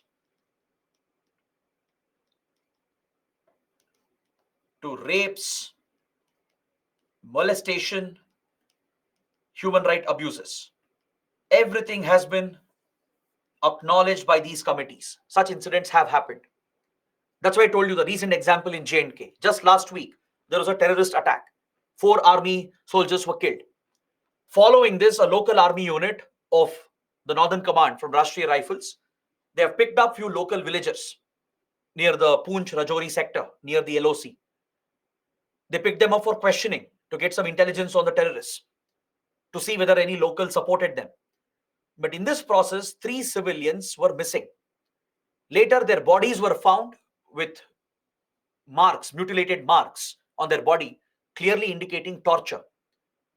So these civilian deaths has triggered an uproar in Jammu and Kashmir, and the Indian Army has ordered an investigation already. It has waived off the immunity. The government has waived off the immunity. FIR is being filed with the police, with the J&K police, and Army is conducting its own internal inquiry. Just yesterday, Army chief has visited the site. He has urged the army soldiers to act in a professional manner. Right? That is a very serious statement coming from the army chief himself, which means there is a clear prima facie evidence that wrongdoing has happened. This could very well be a case of torture and custodial killing by some rogue officers of the Indian Army. Right? So that is the concern here. So most of these committees, they either recommended the repeal of the law, or they called for checks and balances. So what you can suggest is that you can say that, see, special powers are needed. Our forces cannot fight in such a conflict zone without special powers. Some immunity is needed, but it can't be blanket immunity. Government can't be the judge of that. Army itself can't be the judge of that. How about an independent authority, maybe under the judiciary, which can grant permission for investigations? Right? Something like that. You can suggest that AFSPA can be amended. This is one option. You can say all these committees have pointed out that there are cases of misuse. BP Jeevan Reddy Commission had said, Santosh Hegde Committee said it's a draconian law. Second ARC, Veerap Moily Committee, which looked into administrative reforms, it had called for revocation of AFSPA. It said AFSPA has no place in a democracy because no democratic country has a law like AFSPA. India is the only democratic nation to have such a stringent law. The Justice Verma Committee recorded prima facie cases of rape and molestation in Manipur. Now, these are very serious concerns.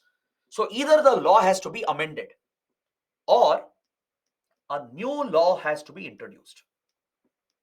That is what you can suggest.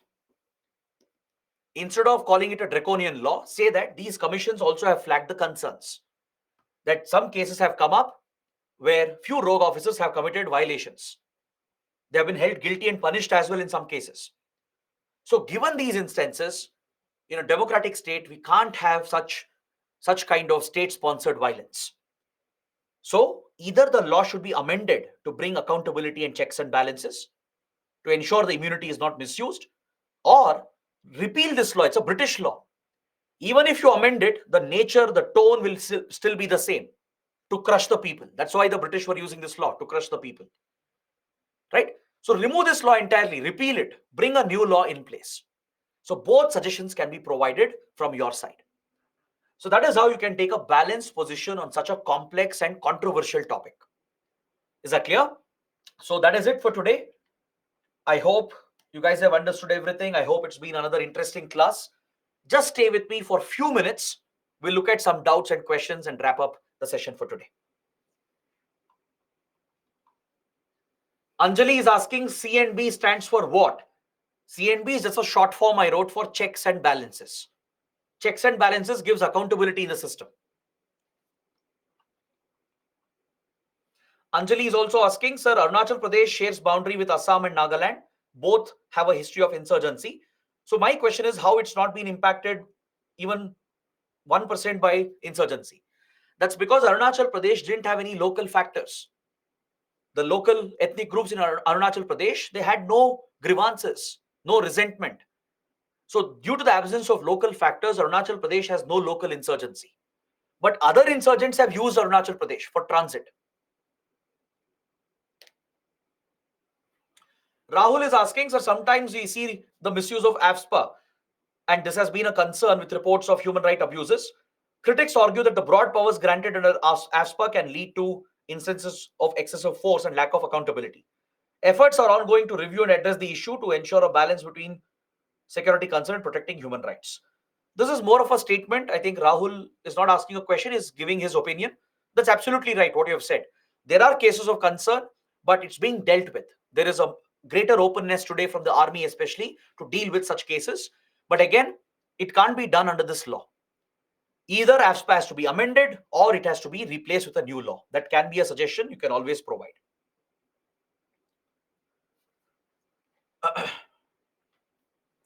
Anshika is asking, laws in autonomous areas are extended, not directly implemented. Is it true? Yes, that's why autonomy is given.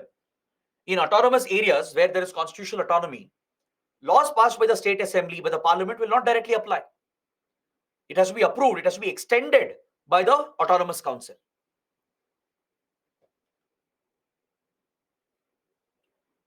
Kuraku is asking, is the Manipur High Court order a judicial overreach? It can be seen as judicial overreach, but that is the duty of the High Court as well, to deal with the policy of reservation, to see whether it's being implemented correctly or not. Right? If Methi groups had approached the High Court for relief, for justice, right? High Court was well within its rights to order that ST status should be provided. But maybe instead of ordering that the status should be provided, it should have urged the government to look into the matter. Because it's a matter for the executive, for the government to decide. So in a way, yes, you can treat it as a case of judicial overreach.